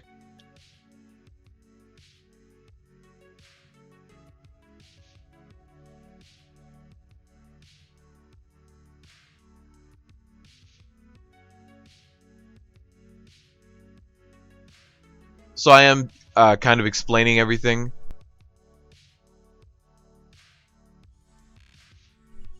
So here we go.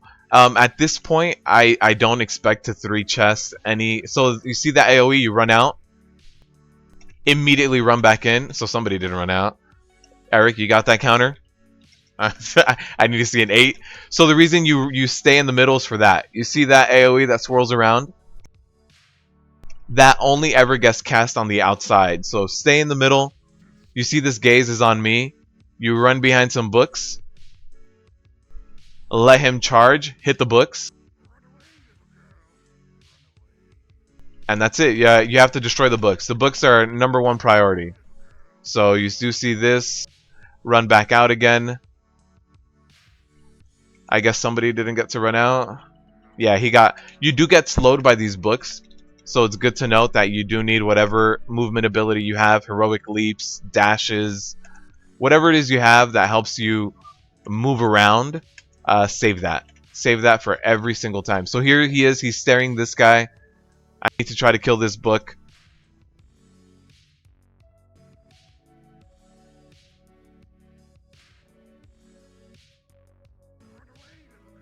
Again, run out of that.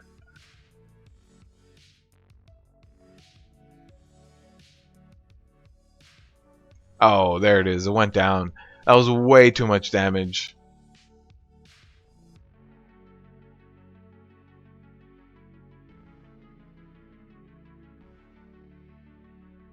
So we did have a few people that went down. Again, right now in Cathedral, don't expect the 3 chests just because not everybody knows the mechanics.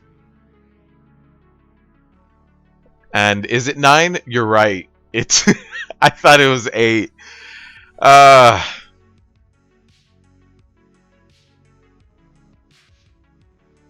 Oh yeah, Declay, the new belt is really good.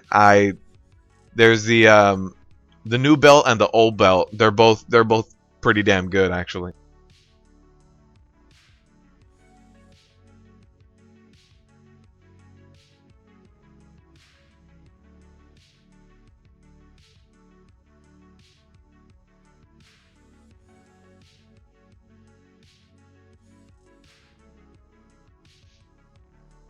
All right. So dashes for Demon Hunters should be saved not only for DPS but for movement too. All right, are we good to go? All right, let's get a pull going. So again, tank him right in the middle, specifically for that. So run out, wait for that, run back. Oh god, the mage died again. That mage is something else.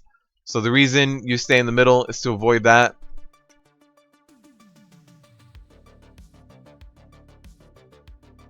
And here's the gaze.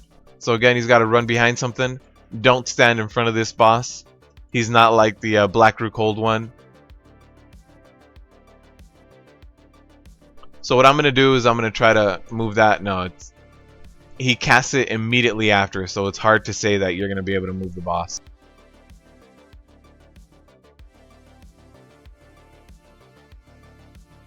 And these books can mind control someone. They can mind control your healer, which is what happened here. I went down to like 20% because our healer was busy being mind controlled. So those books need to be DPS down immediately, as soon as you can. So if you have DPS cooldowns, the first book phase comes out relatively quickly. So look, even if I say I'm going to try to move the boss, he didn't move at all. I mean, it's very, he casts it immediately after. But those books need to go down very, very quickly. Or else they're just going to MC everybody. And this boss, I don't believe this boss has an enrage timer, but basically if you run out of bookshelves, you're dead. He's just going to start one-shotting people, you know? So again, this gaze needs to be blocked. After 4 gazes, yeah, you kind of you didn't meet the requirements for this 5-man. So you see our healer is again MC'd because of these books. So we need to kill these books. If you don't want to kill the book, you can also DPS your person, the person that's MC'd, down to 30%, I believe, but you don't want to do that. Dots will stay on them. It won't be a good time. And 10, yeah. Eric, that mage was not in the Kara group. So one person dropped the Kara group and didn't want to come in here. And that one person that dropped got replaced by that mage. Can you tell? Can you tell that he wasn't part of the Kara group?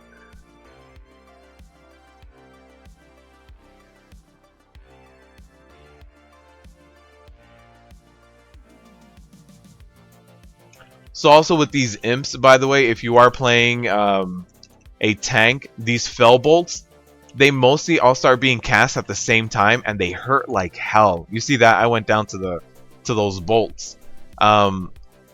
Those bolts hurt like hell. So what you need to do is either keep them stunned, or as soon as they're gonna get their cast off, throw up either your spell reflect, anti-magic shell, whatever it is you have. I don't think I'm gonna get a res. Nope. Okay. So whatever it is that you have, make sure to use it right before those bolts go out. Those bolts are going to destroy you. Alright, let's run in.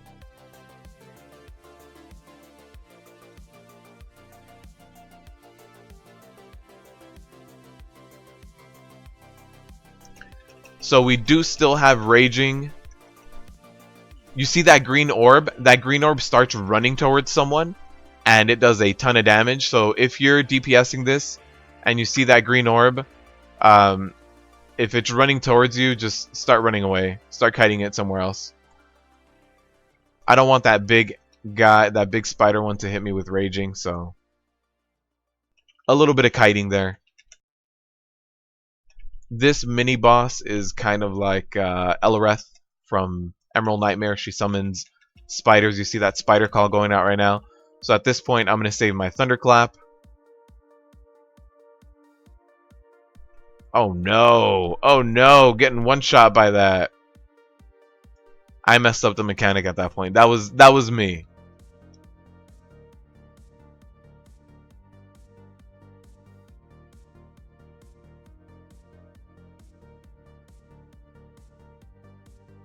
So you see, alright, let me try to show you. So you see that vanish? She's gonna start doing that. She's gonna do a cleave in front of her. You don't want to stand in front of that while getting the ads at the same time. So that's what I messed up. I stayed in front of her during that time. So there's not much kiting I can do with this mini boss. She doesn't get slowed, nothing like that. So there's only so much I can do to try to kite away from that raging. I have a ton of venom on me. Yeah, I was not going to survive that venom. I have heroic leaf shoulders, so let me actually just run back. Our healer is Time to get to the third boss. The good news is once you get to the third boss, that's it. There's no more trash. Third and fourth boss are right on top of each other, and you're done. Storm Rage. The Nighthold was broken all of yesterday, and then somebody else also said that it's still broken this morning. Elisande apparently spawned invisible arcanetic rings that instantly hit everyone. It's not even an option.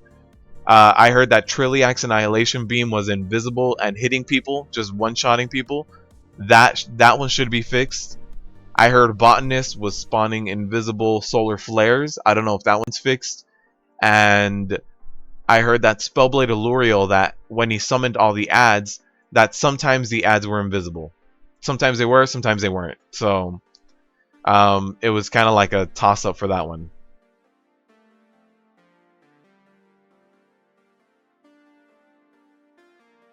Alright, let's try to get this boss done.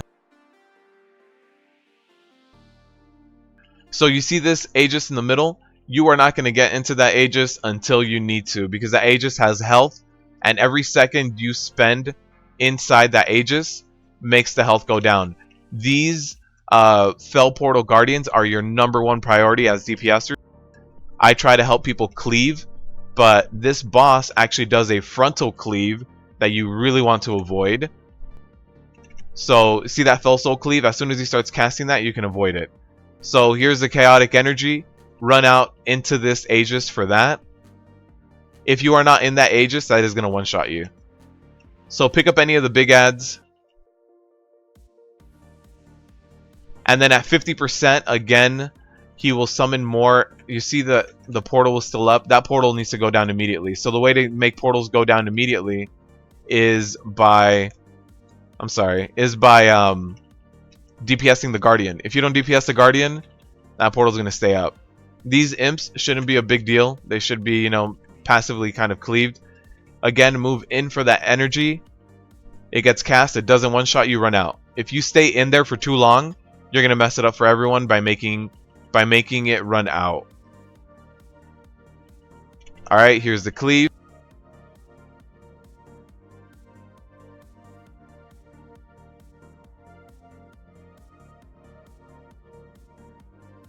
Make sure to pick up all the ads. There's going to be a lot of them. A lot of ads. And they do like to knock you back. But while that's happening, avoid the cleaves. Alright, yeah, this is a wipe. There's too many ads. If you don't kill the portals fast enough, that's what happens. Too many ads, and you go down. Unfortunately, that mage did go down prematurely too. Yeah, 30 deaths.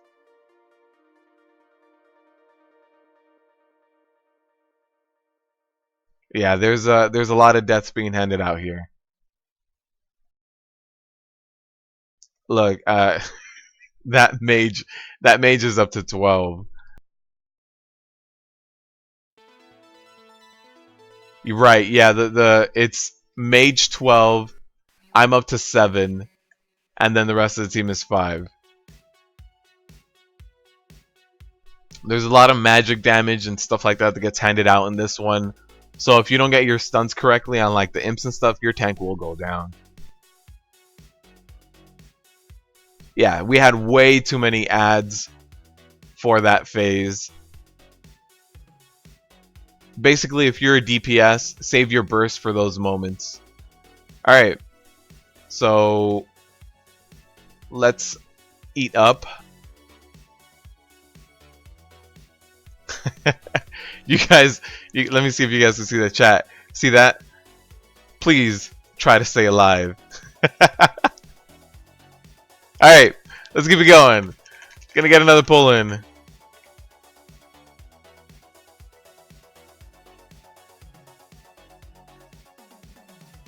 Alright, we're gonna get a pull.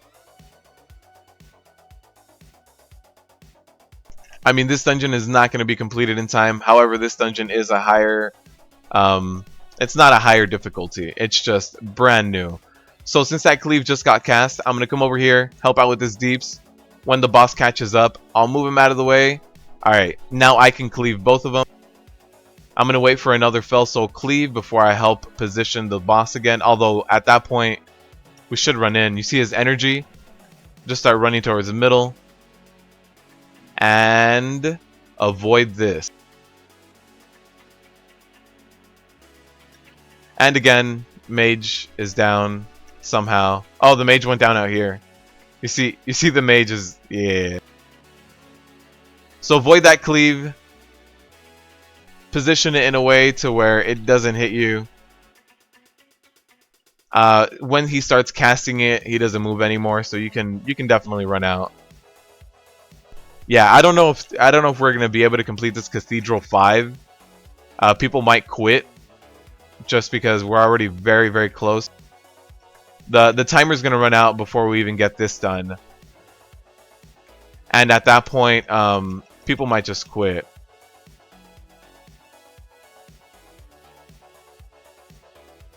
So Fell Soul Cleave is happening soon. I'm gonna try to position him. Oh, there's way too many ads already. So cleave is happening right there.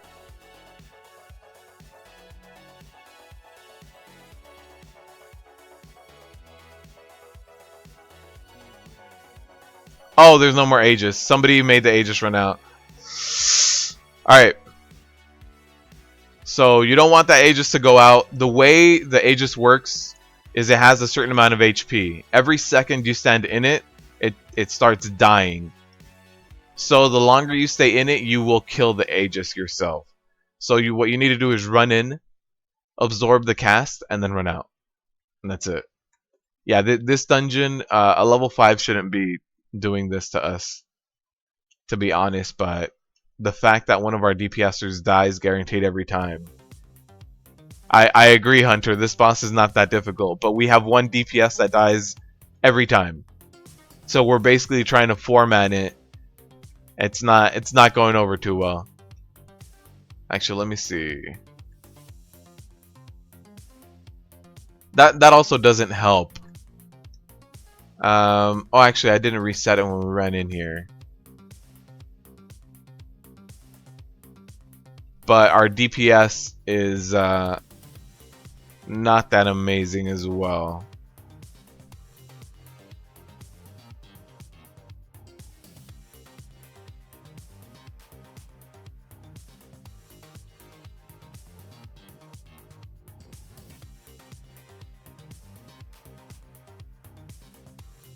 It is one of the DPSers keystone, by the way. And yeah, forbid, Nighthold is still broken. Yeah, so we'll give it one more shot.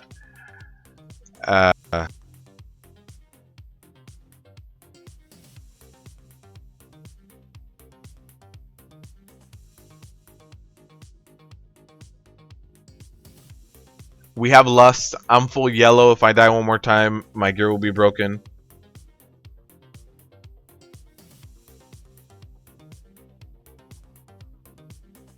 So here we go. We're going to have a cleave soon. Aim him outwards, not towards your group at all. There's a cleave. Sidestep it. First set of portals is going to come out right now. So I should be getting a cleave. Oh no, the cleave is happening in 5 seconds. So I can position him. So here's a position for me to be able to cleave. There it is. There's his cleave. And now let's jump over. I do have a bit of a cooldown now. And here we go. This cast time, make sure you're in. There it is. Mage is alive, everyone. Oh, Jesus. The mage made it. That's it. That's it. We don't even need to kill the boss anymore. I feel like we all won now. I feel like everybody in the stream got to see the impossible happen. Hunter, I did have server lag earlier today, right when the live stream was starting, but not anymore. It actually cleared up. But right when the live stream was starting, I was getting a little bit of lag. So we should have our portals go up right now, right after this energy being cast. Energy cast. Portals out. There they are.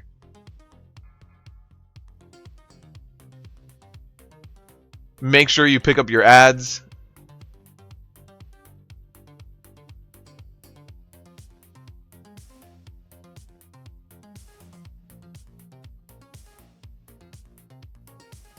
So you do need to keep an eye out on the room. Alright, all the guardians are down. Oh, Jesus. Here's the energy. Run back in.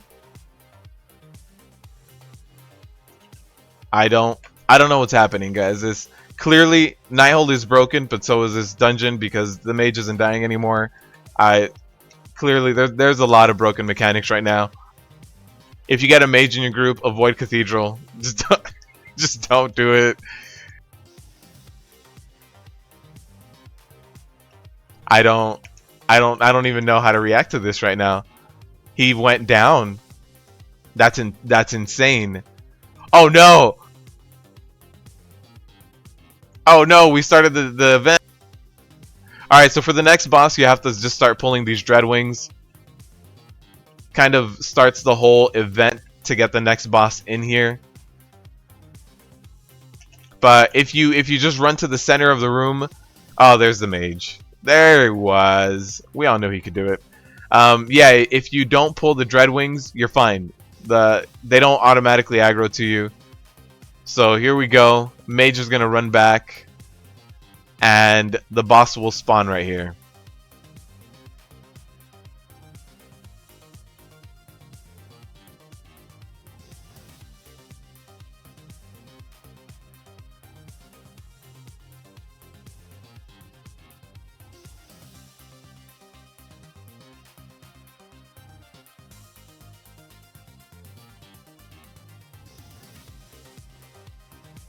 Alright, so somebody picked up the Aegis healer.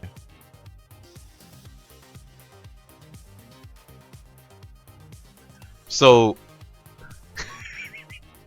Hooves, you're very right. We did have a warlock yesterday that was oh no, Hooves, what about our run we did yesterday? Our Nightbane run. We had a healer that was dying to everything.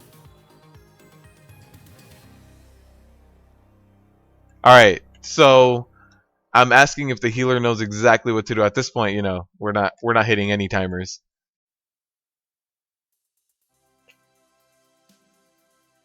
Alright, we're gonna get this boss going. Face this boss away from the group. He does do a that unavoidable damage. So you see that green buff he gets? When that green buff goes away, you get these giant green things on the ground. They throw up spires that do a ton of damage, and then Carrion Swarm is a frontal cleave that it should just hit the tank. So you see that it leaves a patch of goo on the ground. That should only be hitting the tank. So face him out. Here's unavoidable magic damage. And then yeah, when you get that green, so here's another thing I want to face out to the edge of the room. So here's Shadow Fade. You can DPS these ads. Alright, so Illidan should be protected. We get those green things on the ground again, those debuffs. You see this Aegis? You need to defend Illidan. So we can actually DPS these guys, and we should, to minimize the amount of Shadow Blasts that go out while you're avoiding everything else. Mage is down. So you see these orbs? Defend Illidan with the Aegis that you get. You get an extra button ability, and you have to defend Illidan. Illidan, you see this cast bar here, right here? Illidan needs to get that off. Every time he gets hit, he actually gets knocked back of that. So you don't want Illidan to get hit. As soon as that cast goes off, you can go right back to doing the boss. Before that cast goes off, you're not going to be doing much of anything else. So the more orbs you miss, the longer you're going to stay in this phase. And this phase, yeah, does AoE damage that'll wreck you eventually. So I am still yellow, not red yet. Ideally, the tank will do it, but they were all saying that the healer should be doing it, which is fine by me. Either one can do it. I'd rather be the one doing it, but yeah, at this point, yeah, they want me to do it this next time.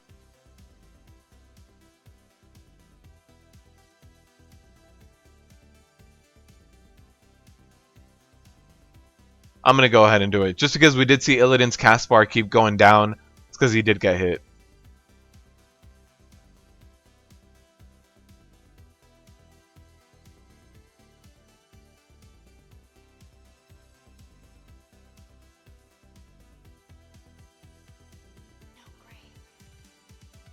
Is it 15? It is 15. You're right, Eric.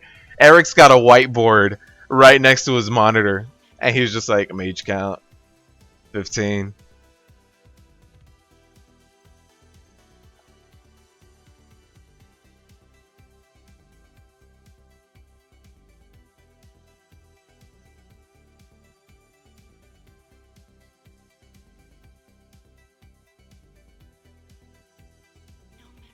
Alright, so the healer does have a few red pieces, which is very unfortunate, with 46 wipes on a Cathedral 5. But I do want to show you guys all these bosses. So it's good that we're at least getting it out of the way. But this is what the pug life is about. All these wipes. It's terrible. And yeah, the shield can be dropped. If you pick up the shield, you can just right click your buff and you'll drop it. Alright.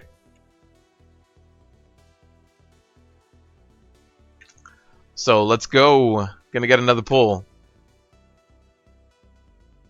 Again, I like to move him away from the edge a little bit. Get a little bit of distance. And you see that green debuff. Again, when that green debuff wears off, you're gonna drop something on the ground. So it's ideal for you to move to like the edges of the room or somewhere where not everyone is.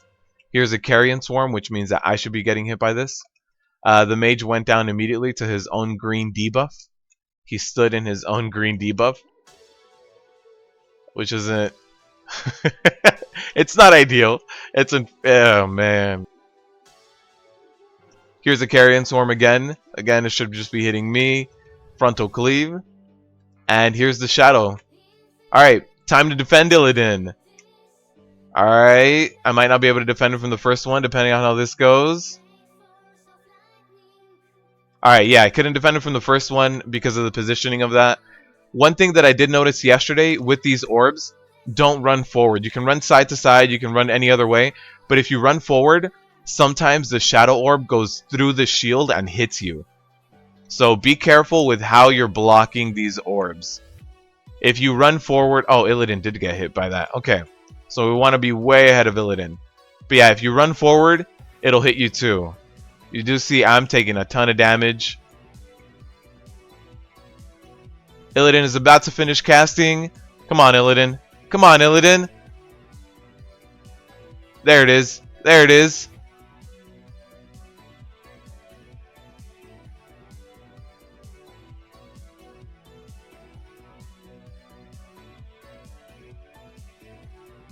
So again, face him out for this carrion swarm. It's a really bad positioning right now, but we can still make it work. Let's go ahead and just pop our cooldowns. The bats are going to keep harassing us this whole time. Nothing we can do about it. But at this point, we don't get another shadow phase. We're done with the shadow phases. We're done with that part of our lives. It's done.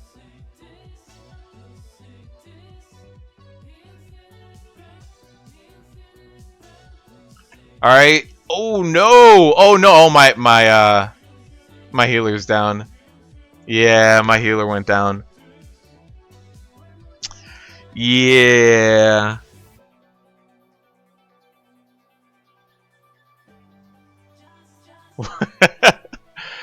Oh man, this is a wipe fest. This is disgusting for a +5. But at least we're seeing all the mechanics. I do want to show you guys all of these mechanics.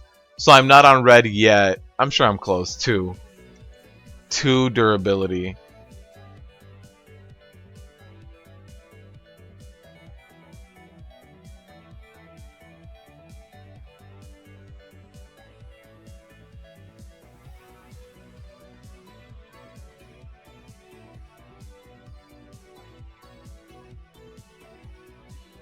Alright, so some of us should run out and repair.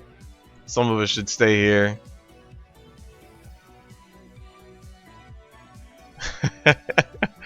So, Unfortunately, this the mage just keeps dying to his own mechanic.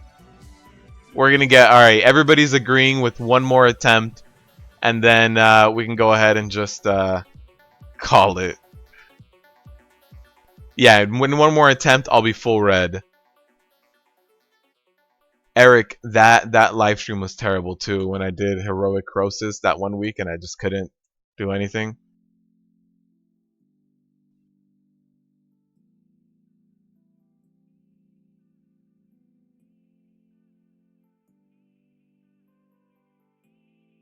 Alright. So hopefully everybody runs out of their own damage. We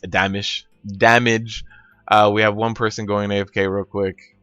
Right, as soon as he gets back, we'll be fine. We'll get another pull. Forbid, I agree. I can't believe that no one has left either. 51 deaths. Although I'll tell you what, that mage 16. Oh man, yeah, 51 deaths. I think everybody just wants to get this done. I'm assuming, and I don't know how correct I'm gonna be, that a lot of these people haven't done it on Mythic. A lot of the group hasn't done it on Mythic. It doesn't help that every boss fight, the mage dies to the first mechanic. But hopefully we can get it done. I mean, once you get through the shadow phase, you'll be fine. It's the shadow phase that's probably the deal breaker.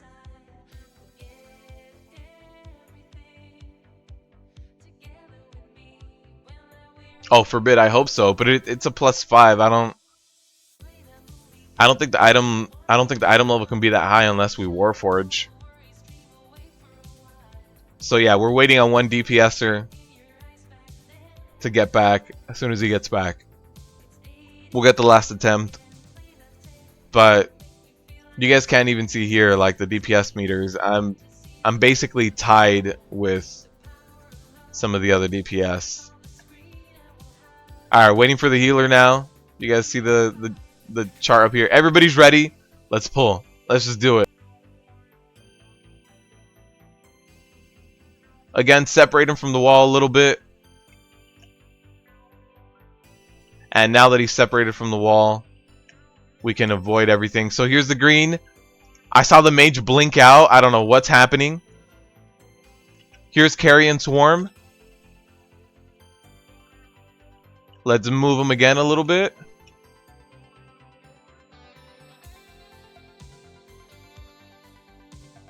Alright. We're going to get Shadow Phase soon. Here's another Carrion Swarm. Should be hitting only me. And here's the Shadow Phase. Alright, who's got the green? No one's got the green. Perfect. Let's protect Illidan. Alright. Shadow Orbs. You can keep Thunderclapping and getting more rage, by the way, as a Prot Warrior during this phase. So here we go. Here we go. I don't know what's going on, guys, right now. I think this is glitching out. Mage is still alive. Oh no! Our warrior died, and I died. Man, and there's the boss. All right, so I think that's it for this group. The music will calm me down a little bit. Yeah, Nighthold right now is bugging out SK. Nighthold right now has a lot of glitches where a lot of mechanics are invisible.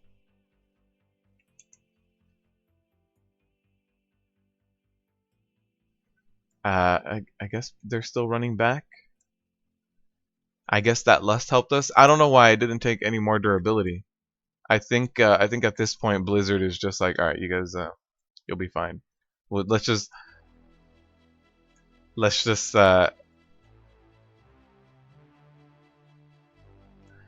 see how long they last in here. So I'm gonna go out. I'm gonna repair. I always hate depleting someone's keystone. SK, this is a new dungeon that came out yesterday with 7.2. It's called Cathedral of the Eternal Night. It's part of the new Broken Shore area.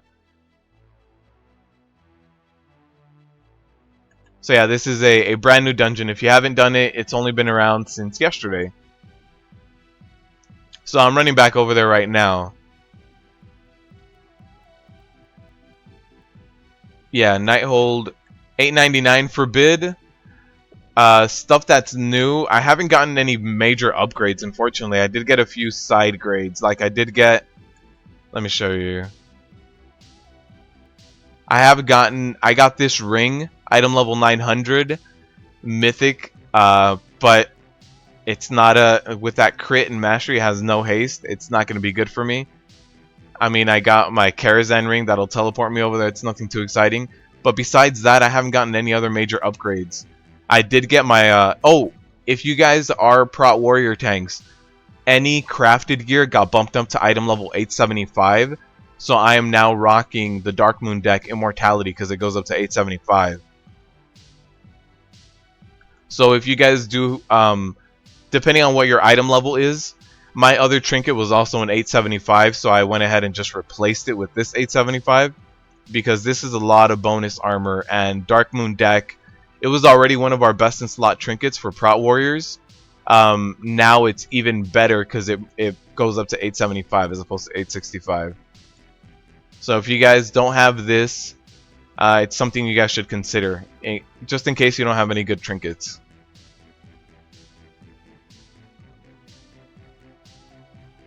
So let's run back one more boss, and we'll be done with this. And we can just at that point we can just cry about it and remember the good times. That might be part of the reason why the mage is dying. Maybe the mage has been broken for a while. I didn't even actually check out his HP. He's sub 1 mil right now. With all those deaths. Oh man.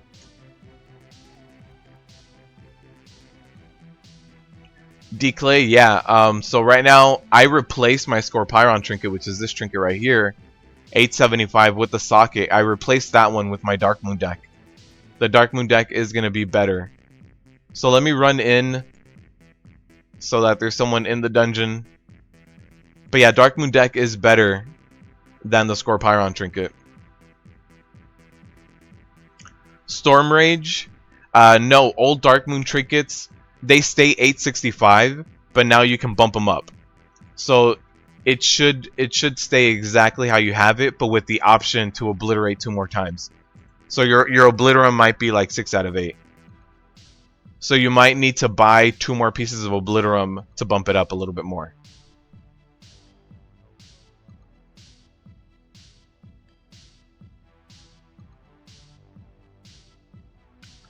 Memo, right now I am running Devastator. I always run Vengeance and Heavy Repercussions. Anger Management is also a very viable choice depending on what fight you're doing, but I'm running Devastator right now.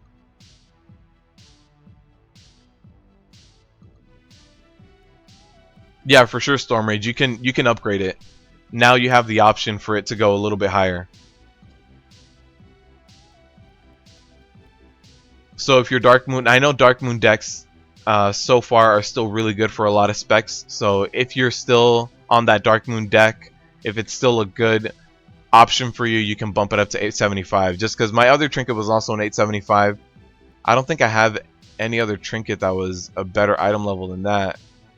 Yeah, at this point, 865 and 860, and then we got the old time warped ones. Oh, and I have my Fang of Tichondrus, also 875. But Dark Moon deck can be a lot better if you get a max roll on that armor. Alright, so we're waiting on this last DPS to run in. We just repaired, we can get a fresh like 20 wipes in. I'm good, I'm feeling good. I don't think my repair bills have been high enough.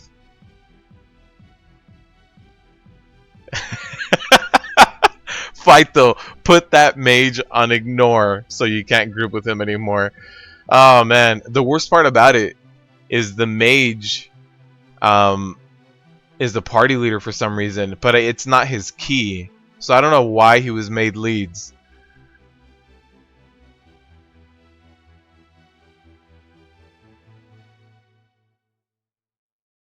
If you're running Booming Voice, you generate rage and deal more damage. Demoralizing Shout does reduced damage to everyone no matter what. Unless we're talking PvP. So, Patito, if you're in PvP, Demoralizing Shout works a little bit differently. But in PvE, Demoralizing Shout just reduces the damage. Oh, the damage they do to you by 20%. So as far as it applying to everyone, that's PvP and that's morale killer. But doing this here, damage you deal. It has nothing to do with your other party members. All right, so we should be good to pull. All right, ready, check. I was gonna ask in chat if we were good to go. SK Obliterum is expensive. I bought them right before 7.2 went live. In my server, each piece of Obliterum was going for 2k. With 7.2 live now, it might be a little bit higher. So depending on your server, mine was 2k a few days ago. It might be a little bit higher now, it might not, so it just depends on your economy. And here's the green debuff. Nobody's dead. Nobody's dead. We're good. Carrion Swarm, walk out of it.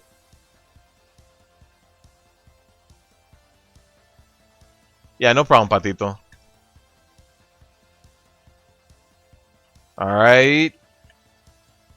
We're going to get the Knight soon, right after this Swarm. Get the Swarm, run out of it. I don't know who has the Aegis. I didn't pick it up. I'm going to assume it's the healer again. The healer seemed to like getting it last time. Alright, don't run into these orbs. You see those orbs? They'll destroy you. Alright, let's do some damage. The faster you kill these shadows, the less orbs you have go out and hit Illidan.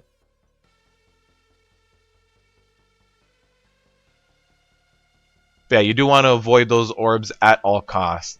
So you see Illidan's cast bar? He got hit right now. He got bumped down a little bit. You can see here, he's going back up. He's going back up. Once he maxes out, oh, he got hit again. Yeah, and then you see we're all getting hit by shadow damage. It's passive. Nothing we can do about it.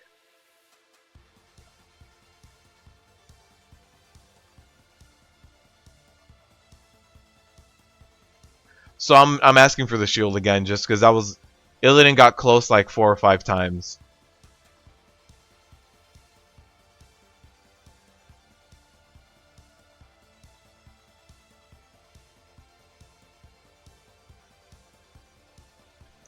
The Dark Moon trinket is, I believe, like 800k, 890k every minute and a half.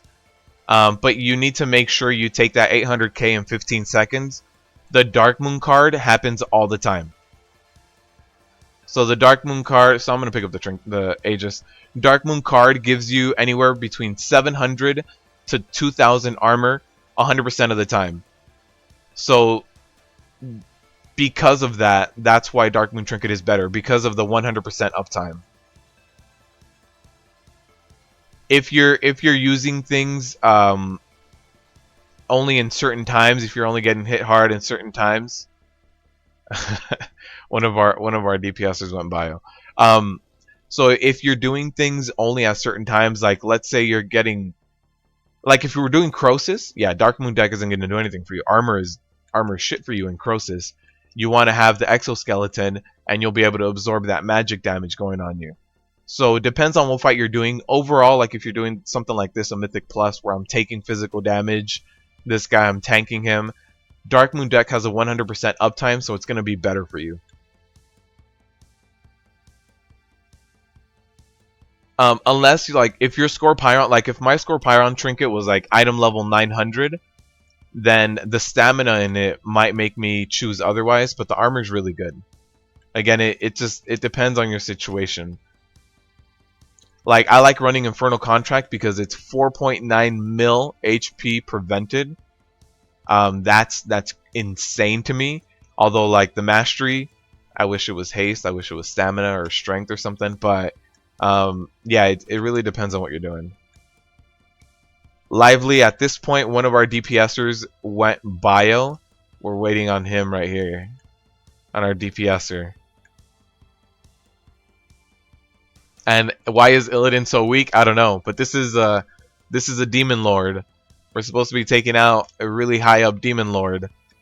So maybe Illidan is trying to cast something to get the demon lord out of the shadows. Alright, we're good to go. Pulling. So since this is a demon lord, maybe that's why he hits hard as hell. That's why he can one-shot us. If you get hit by any of those shadow orbs he casts, you're done. So there's a green debuff. Went out on everyone right now. Don't stand in it. Here's Carrion Swarm. Make sure you face away from everyone. There's the mage. Died right on screen for you guys to see. So we are going to get one more Carrion Swarm before the night cast. So there's a Carrion Swarm. And then it is now Shadow time. Alright. So let's defend Illidan. Let's do it. So there's the orb. Again, you don't want to run forward into the orb. That might make the orb go through the shield and actually hit you. That's what I've noticed so far, at least. Also, try to avoid those fell things on the ground. Those things do hurt. And you can keep thunderclapping and spamming ignore pain during this time. Alright, seems like we're good. We're good. Illidan's about to finish. Yep. Oh, Jesus. Alright, so let's face him away from the group again. Oh, we got that green stuff. Sorry, this is not a flattering camera angle for you guys, but he's in the middle of casting Carrion Swarm. Here we go. Alright, there we go. I can run him out, get a little bit more distance on him. Alright, we're going to get another Carrion Swarm soon. There's a Carrion Swarm. Make sure he's facing outwards. He handed out the green debuffs right now. And the shadow debuffs. There's a green debuff on me. I'm going to run out. It's really light, so you really have to pay attention. There's a Carrion Swarm. Oh, I hope everybody... Alright. The melee was a little bit standing in front. There it is. Mythic +5. No plus anything. At least the keystone didn't expire. And we got artifact power. So that's the good news. I am North America, by the way. North America. I play on Terralion.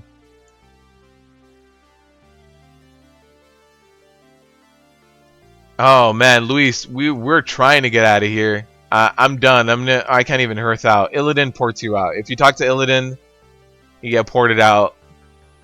He says, "Get the hell out of here." Yeah, Declay 910 Infernal Contract. That was on my first heroic Gul'dan kill.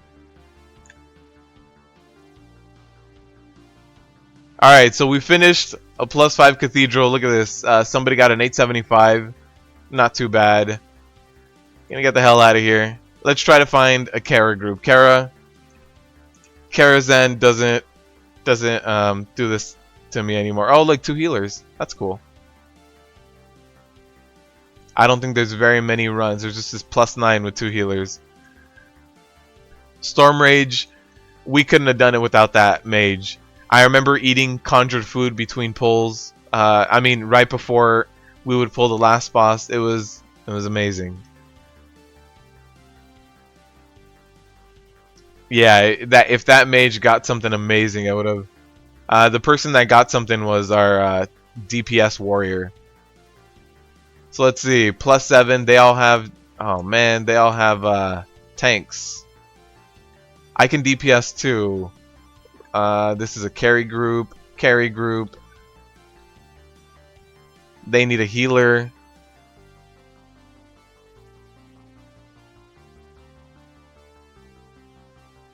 Oh no! I wasn't paying attention. Alright, let's climb back up here. We're good, we're good.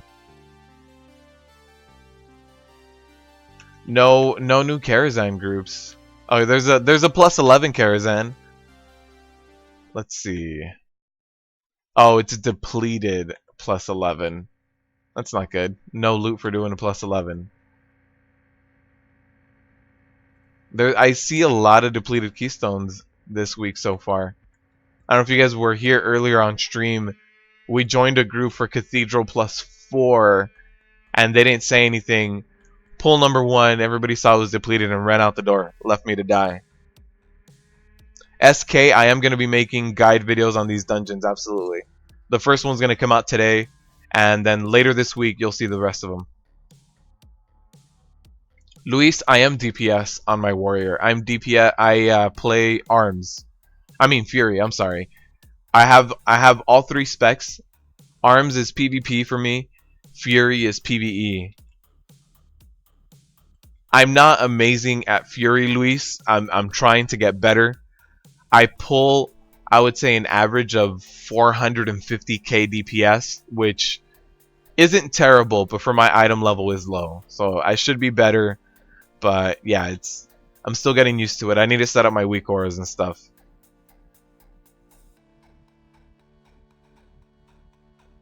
PvE.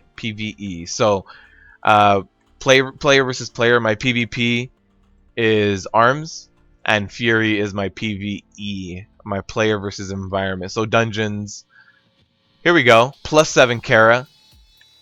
Upper Kara too, which is the Kara that I need for that Medivh's trinket. Let's try to get a plus 7 Kara going.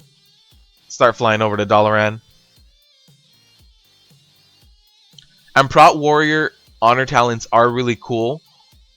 Unfortunately, I don't think the Prot Warrior has a lot of room for Arena.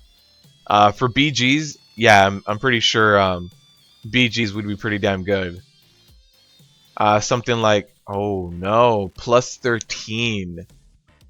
I'll do it to show you guys a plus 13. I haven't joined anything above a plus 10 since yesterday, since the new changes.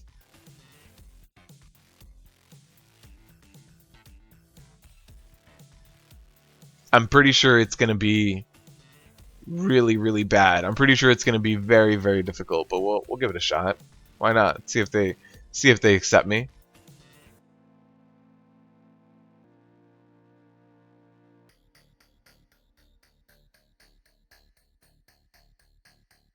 LFR Advanced add-on for filtering groups. What does that exactly do? Is it good for like filtering plus levels or whatever, or what exactly does that one do? So we just did Cathedral. I don't want to run back into Cathedral.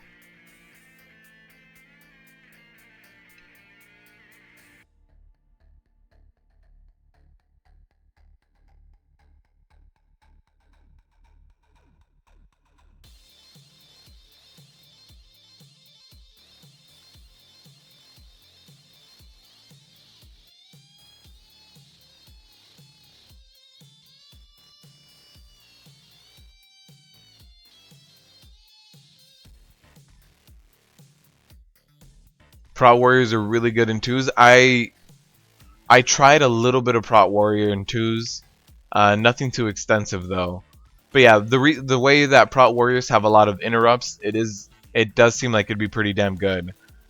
I believe we technically get 3 interrupts. 3 or 4, depending on if you count a stun. But we do get a lot of interrupts. We just need somewhat like a really high burster.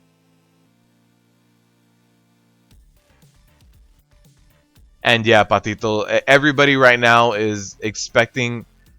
The thing is, I don't agree with a lot of the eye level requirements, because a lot of people, you know, the biggest reason why I want to even run into one of these dungeons is to get gear, right? But they want to require an item level that means I'm over geared for the dungeon. And if I'm over geared, why am I in there? Like I don't need gear. Like if you're gonna do a plus 5, you can get somebody in there that's 860, 865 as long as they can carry their own weight. So yeah, I see what you mean. There's a lot of really high requirements for no good reason. Okay, Storm Rage. I'm gonna have to look. Let me actually write that down. LFR Advanced.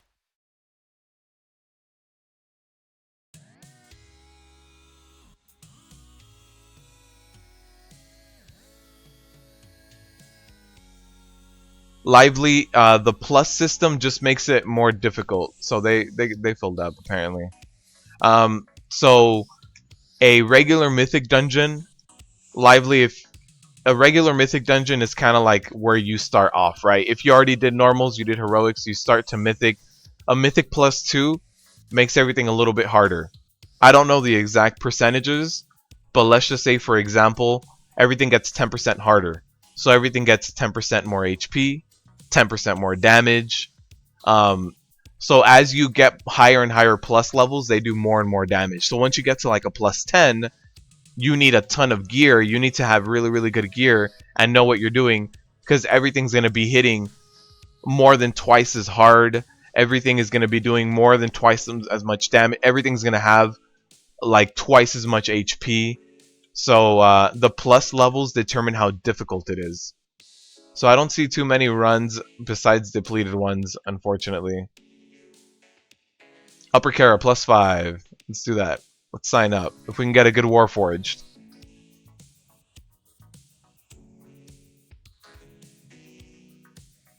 Eric, I I see that completely. What's up, boss? Welcome to the live stream. Glad you're in here this week. Yeah, Eric, I don't know if you saw it, but the first day the Nighthold came out, first day, day one that it came out, I saw somebody put looking for group for heroic Nighthold, looking for more for heroic Nighthold, must have AOTC. Day one. Must have AOTC. Like, alright. Day one. Got it. Oh, boss, that's tough. Yeah. Heroic Gold. It's still really difficult to get Heroic Gul'dan. We have a +2 going, +11. It's depleted. Sorry, guys. I'm trying to find a Kara run. Unless we go back into Cathedral. But I think we all saw enough of Cathedral at this point. Alright, let's run in here as DPS. Let's just sign up as both. +3.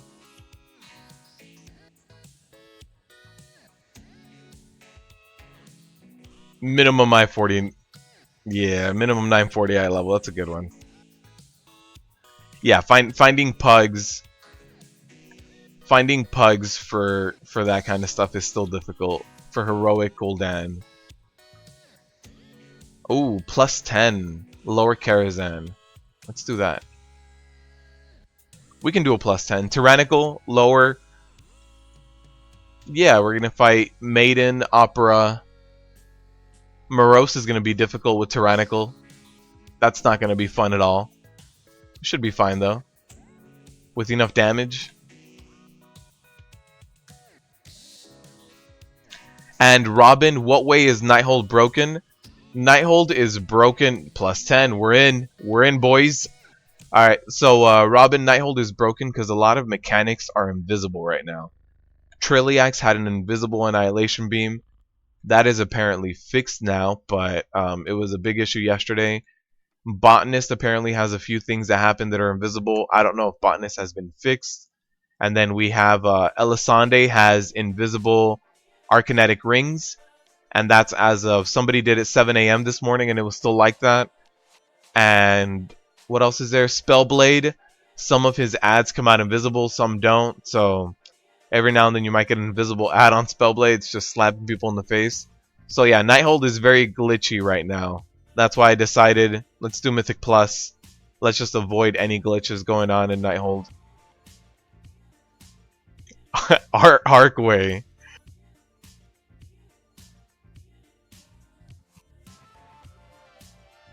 Luis, why do they kick you for Gul'dan? Do you play a class that's just like, no? In fact, I don't even know what kind of class would be terrible. I don't even know a class that would be terrible for heroic Gul'dan. That's bad. You have mythic kills but no AOTC.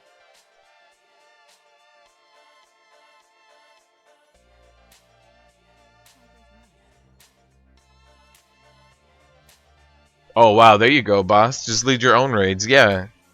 for sure. 9 out of 10 heroic Nighthold. Yeah, Elisande is definitely a harder one to get done as well. So this is a group for plus 10 lower Kara. We're gonna give it a shot. Tyrannical is gonna be a beast when it comes to Morose specifically, but we'll give it a shot. We might have to do a little bit of CC for that. I would imagine we want to CC that either the melee guy that does huge cleaves or the person that mana drains our healers.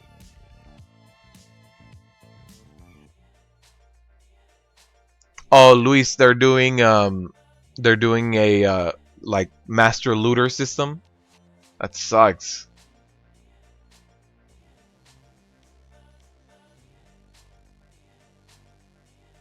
That really sucks. Just let them know. Let them know if they do it again, you'll just drop you'll drop the guild. We need our token mage. There it is. Token mage is here.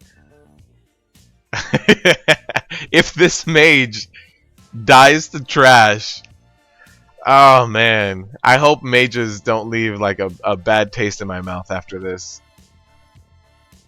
Did you guys see our healer? Our healer is like minimalist transmog right here.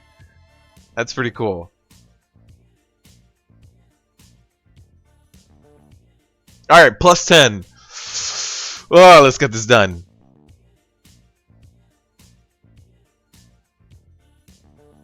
Eric, do you have your tally going? Did you erase the tally from the previous mage? I need you to get your whiteboard ready. Get your whiteboard ready. Get your dry erase markers going.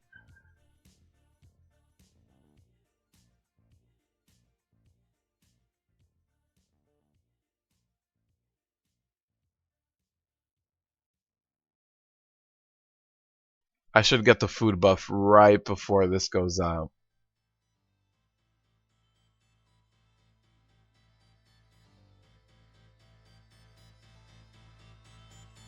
So the affixes are Raging, Volcanic, and Tyrannical.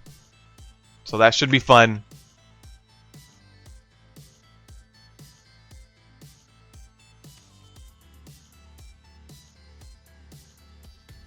Alright. That guy took a little bit longer to get down, but should be fine.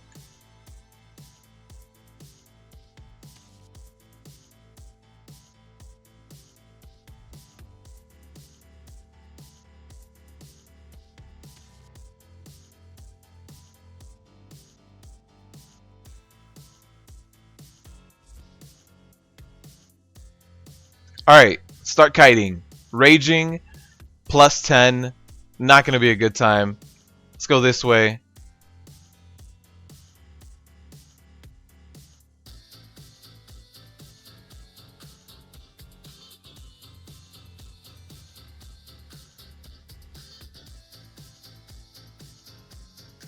Alright. As soon as I saw that mage had him snared, go ahead and keep running.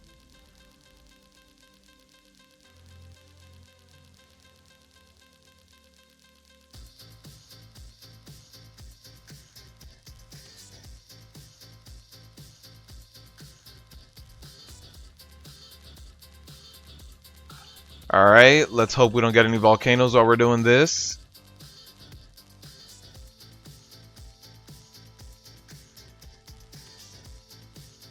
Don't get hit by a plus 10 volcano. I'm gonna get that stun going. Hopefully we can make it to Opera without dying.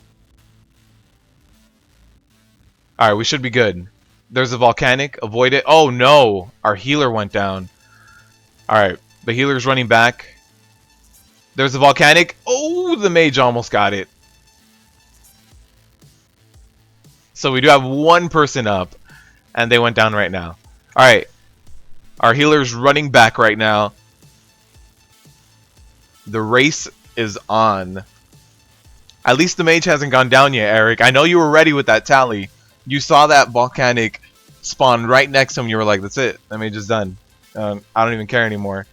That mage is done.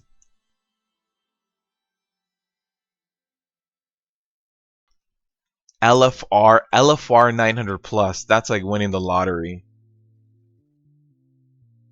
I have a Red Dragon keyboard. It's like a cheapy gaming keyboard you can find on Amazon.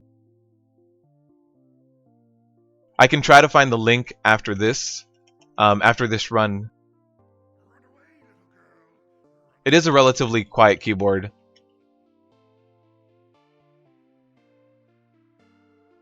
You have to keep an eye out for volcanic when you're doing stuff like this.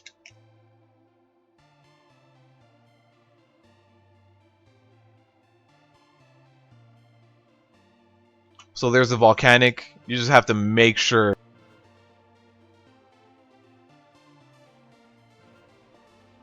Make sure you don't step in any of the volcanic.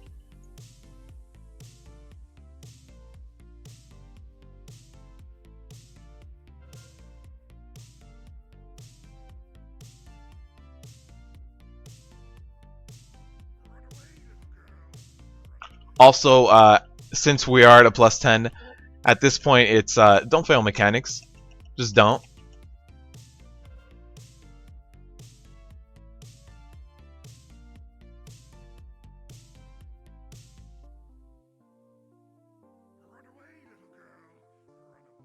So there is a lot of movement because we have a few things affecting us. We have volcanic and just the regular boss mechanics. So there's a volcanic again. Boss should go down right now. Alright, boss is down. This next pull is not going to be fun.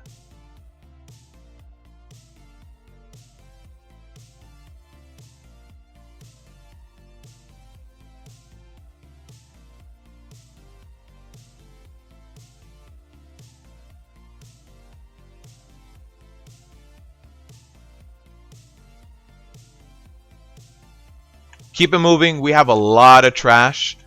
So you do not want a volcano to spawn underneath you, which most likely will. There's so much trash right now. Gotta keep a constant move. I went in there to throw in another shockwave.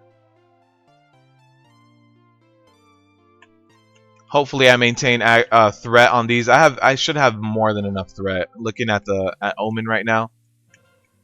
Yeah. All right, we're good. We're good. We have one death. We're gonna get a res going. I target my healer so I know exactly when that res is happening. As soon as that res goes off, I'm gonna start LOS pulling. Don't want to waste time. I am gonna run out as soon as we start getting like some volcanics in here.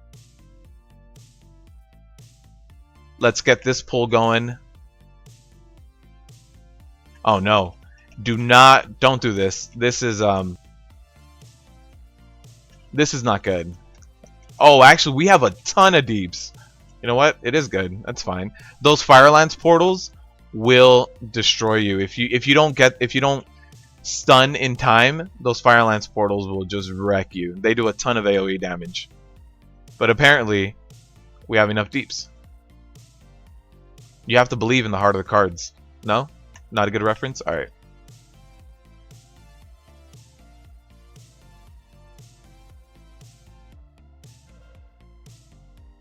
Again, if you fail one flashlight, you're dead. Like that. We're all dead. We're all dead. Yep. That volcanic got me.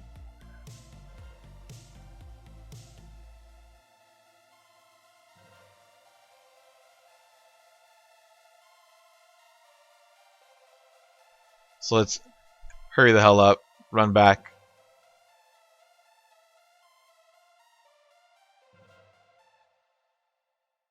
They're still mid-fight. I think they're probably like, oh no, that flashlight gets me all the way over here.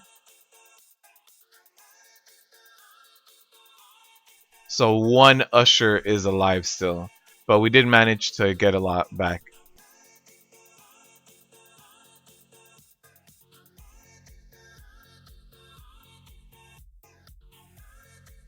Yeah, I didn't expect that to go well either, to be completely honest.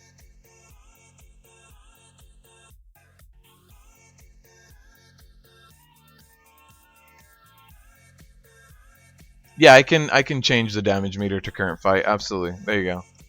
All right, we have a pat. I don't want to pull that. We'll wipe if I pull that right now. I'm the only one over here.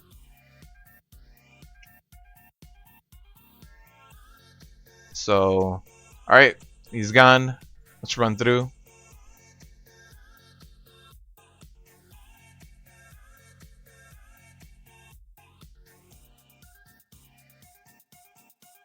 I normally do prefer having total, but if you guys want to see segment, that's fine with me. But that's the segment right now. So most of the ushers did go down, which is good. We can start skipping most of them.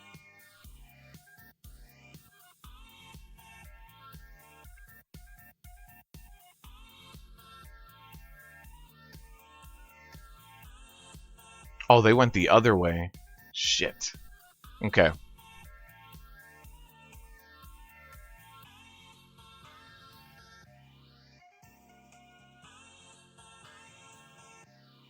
Luckily, the heroic leaf shoulders are helping.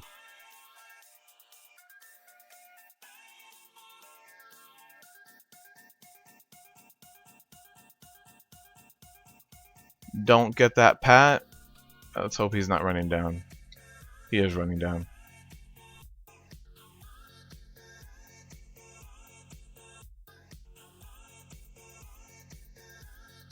Once that pat is gone, I'll run out.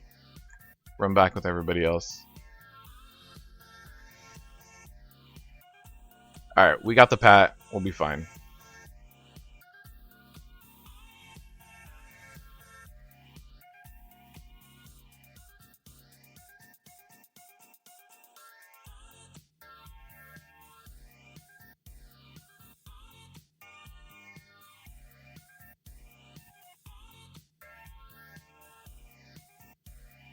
So yeah, after that usher, apparently everybody just ran back. Which wasn't... Yeah, I had no idea. So we're running back right now.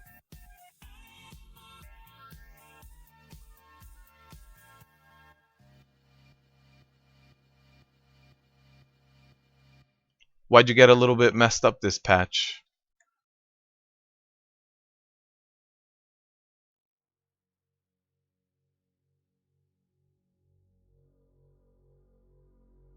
So I'm pretty damn sure they ran this way.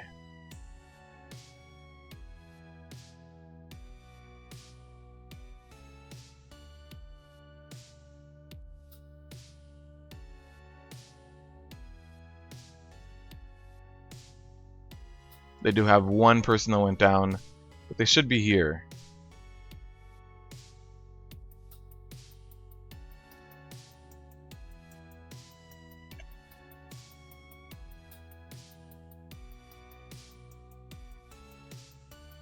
And I don't actually see them. Now we're all just completely broken up.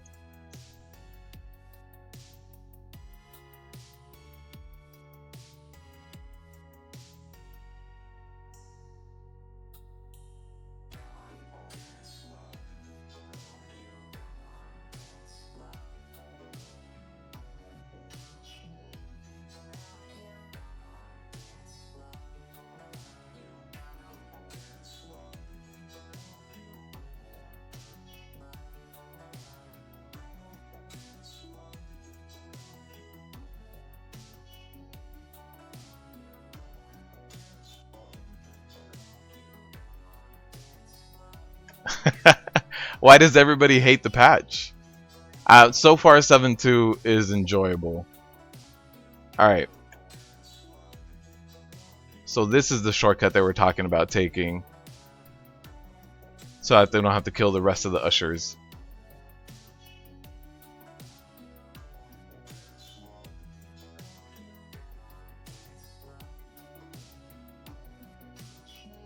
So unfortunately that is a lot of time wasted, but let's keep going now.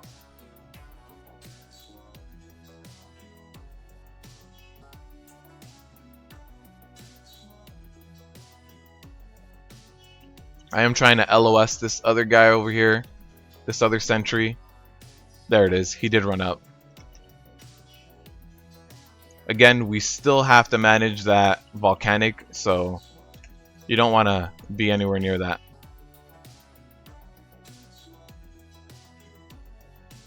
Also, you see this guardsman does the shield smash. It happens in front of him. Somebody pulled what was inside the room.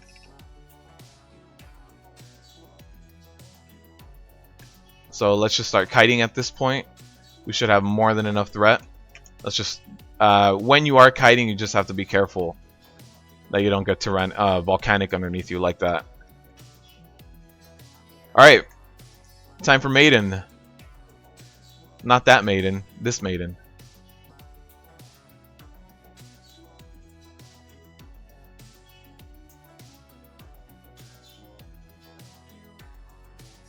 No more one-shots, no. So there's the Sacred Ground. Run out with that. There's the Holy Shock. Someone should interrupt it. You can't spell reflect the Holy Shock, so that's something good to know. It doesn't. Well, it doesn't affect the Maiden. I wish it did. I wish you could Holy Shock her instead. So there's a second ground.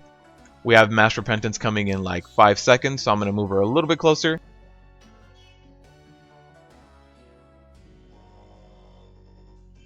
So go ahead and pick up one debuff, especially at this plus level. I'm sure this debuff, it does 280,000 a second. That's not too bad. But with 5 people taking that much damage, you don't want 2 stacks of it.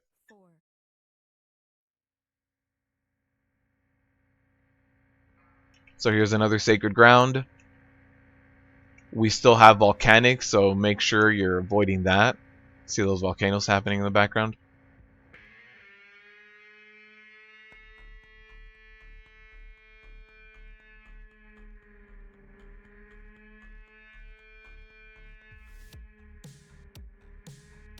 So there are those volcanoes. You do see them happening everywhere. Yeah, just make sure you're never in one of those. They happen with range first, but you see how these ranged are so close. This room is so small.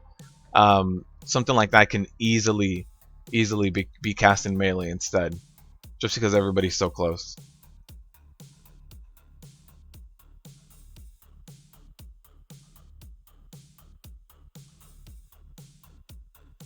So yeah, this group is normally has to be pulled, but it's non-elite, so you'll be fine. Just again, don't fail to mechanics like your Mythic Plus affixes.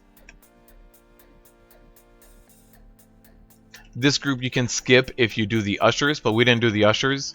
Instead, we'd much rather do this group.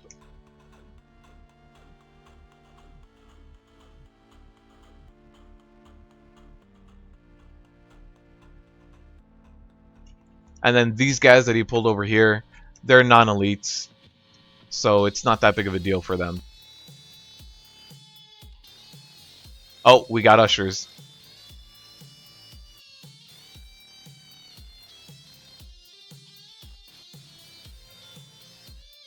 Don't get hit by the flashlight. Still wiped us. Yeah, you don't want to... We had all of this pack and the ushers at the same time. Not something we want.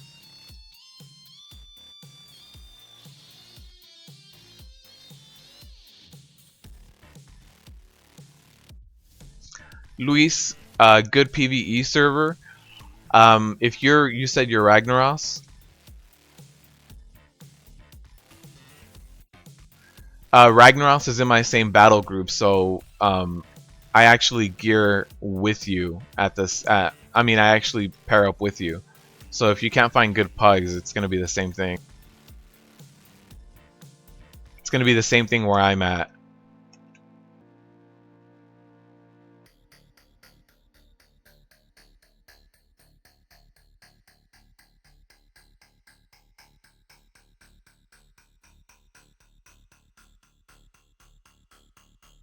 So we do have a lot of these non-elites here.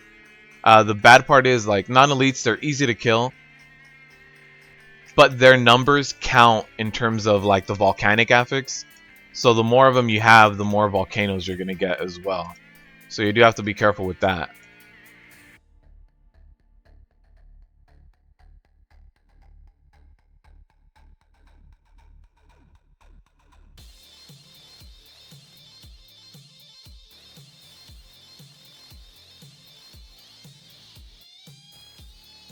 So that is raging. I am gonna kite it.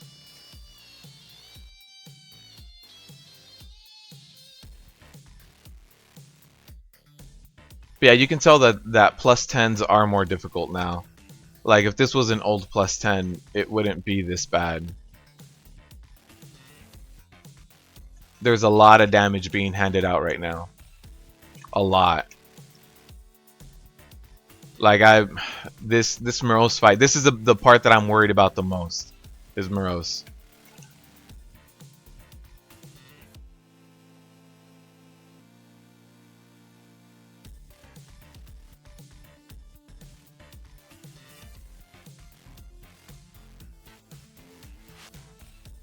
So I'm gonna be popping a lot of my cooldowns for this. Later Hooves, thank you for stopping by. Yeah, I'm gonna pop a lot of cooldowns to live this. So we have our Paladin is gonna interrupt the healer. Oh no, our Paladin's gonna be interrupting. Yeah, so we're going.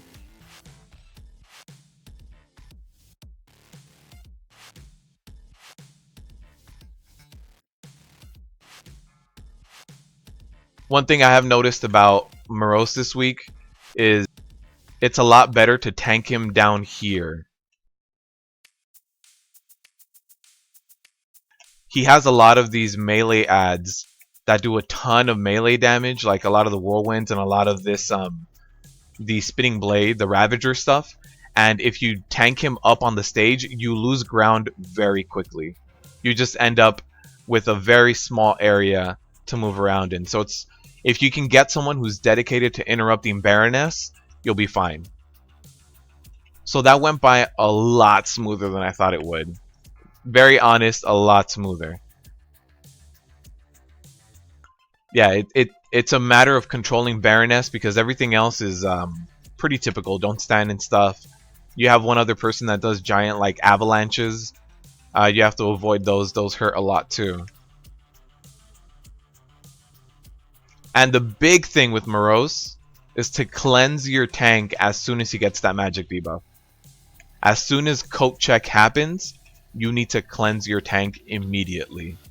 There's no way around it. If you don't do it, your tank will die. But here we go. Plus 10. So at this rate, if we don't wipe on attunement, which I don't, the blacksmithing trash might be the only issue we have. But with the new AoE markers, we should be fine. But a 2 chest, I feel, is reasonable. Again, with this Warden, I do pull this next group. I like to LOS it just because they are relatively easy to do. They're non-elite. They can get done pretty quickly. And you need to pull them regardless. So you might as well pull them with one elite. Like one elite by itself, you're wasting cleave potential. So getting those normal mobs is going to help you maximize your DPS at all times. Help you get more enemy forces.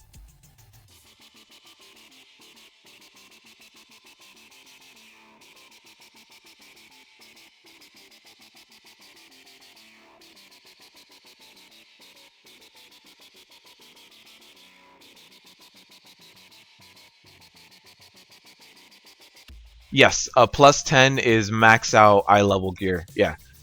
You don't need anything beyond a plus 10 anymore.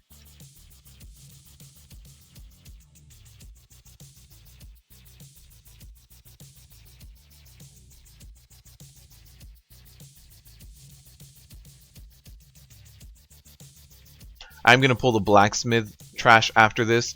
Again, the big part, if you guys weren't here for the earlier part of the stream, the big part of this trash is managing your stable hands. They're the ones that heal.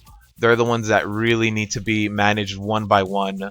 If you don't manage them, if you don't interrupt them, if you don't do anything, if you don't do everything you should be doing against, you are going to have a wipe on your hands because they are just going to heal everything.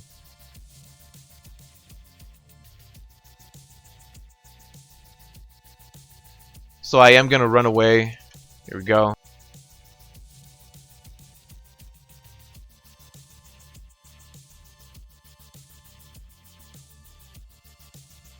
We did get some extra pulls. As long as I avoid the volcanic, we should be fine. There is a little bit of raging going on right now. Alright, that was it. That was the last raging mob. And yeah, we're good. Now I have one more blacksmith pull.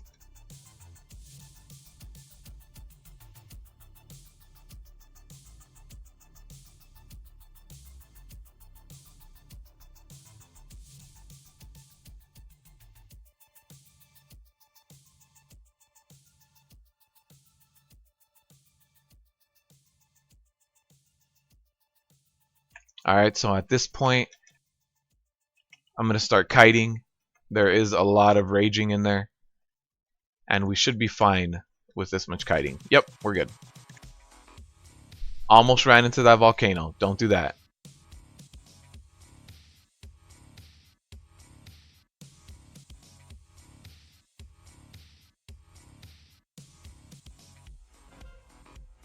Again, manage your stable hands. Interrupt them. If you do not keep the stable hands on check, they will make your pull a living hell.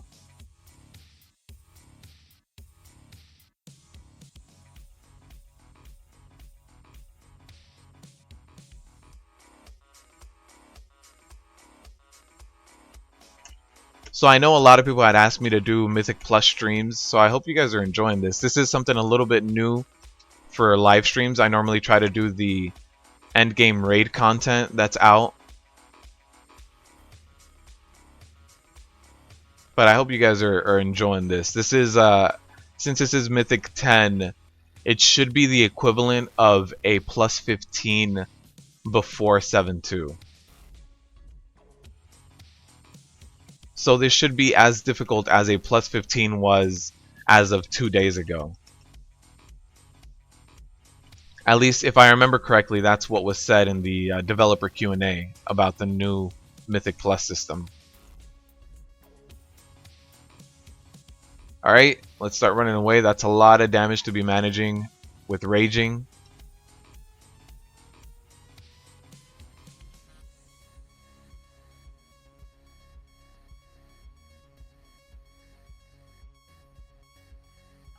And there we go. Last mob. Alright, attunement. 4 minutes to do them. And our healer needs to drink up a little bit and we'll be good. Everybody's here. Let's go.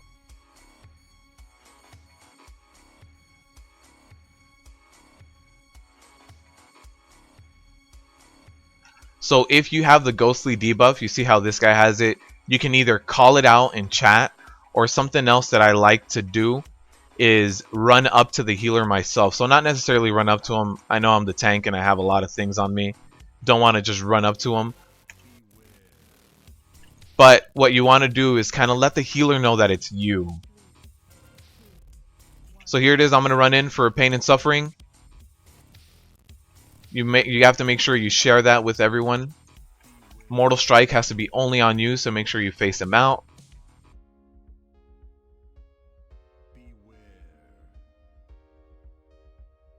So make sure you're not getting hit by that charge. So avoid all of it. Kind of like Vault of the Wardens with Creeping Doom. So you see, it is me. So what I'm going to do is I'm going to start jumping for the healer. He was able to see me and he cleansed it off. Or actually, he hasn't cleansed me yet.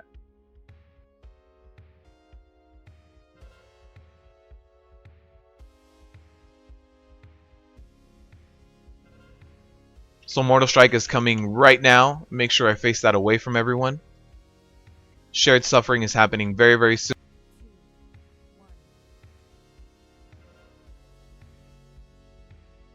I almost went down, but I should be fine. Yep, we're good. And that is a 2 chest plus 10. At this point, Midnight doesn't do anything special. Just a few like higher damaging abilities. There's no more that Mighty Stomp right there.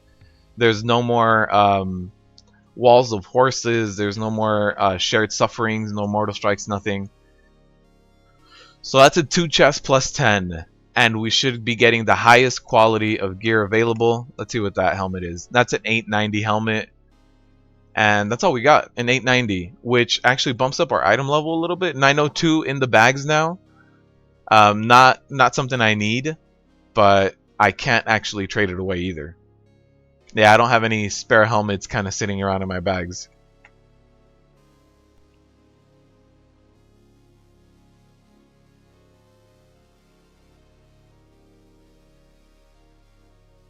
So I hope that was enjoyable.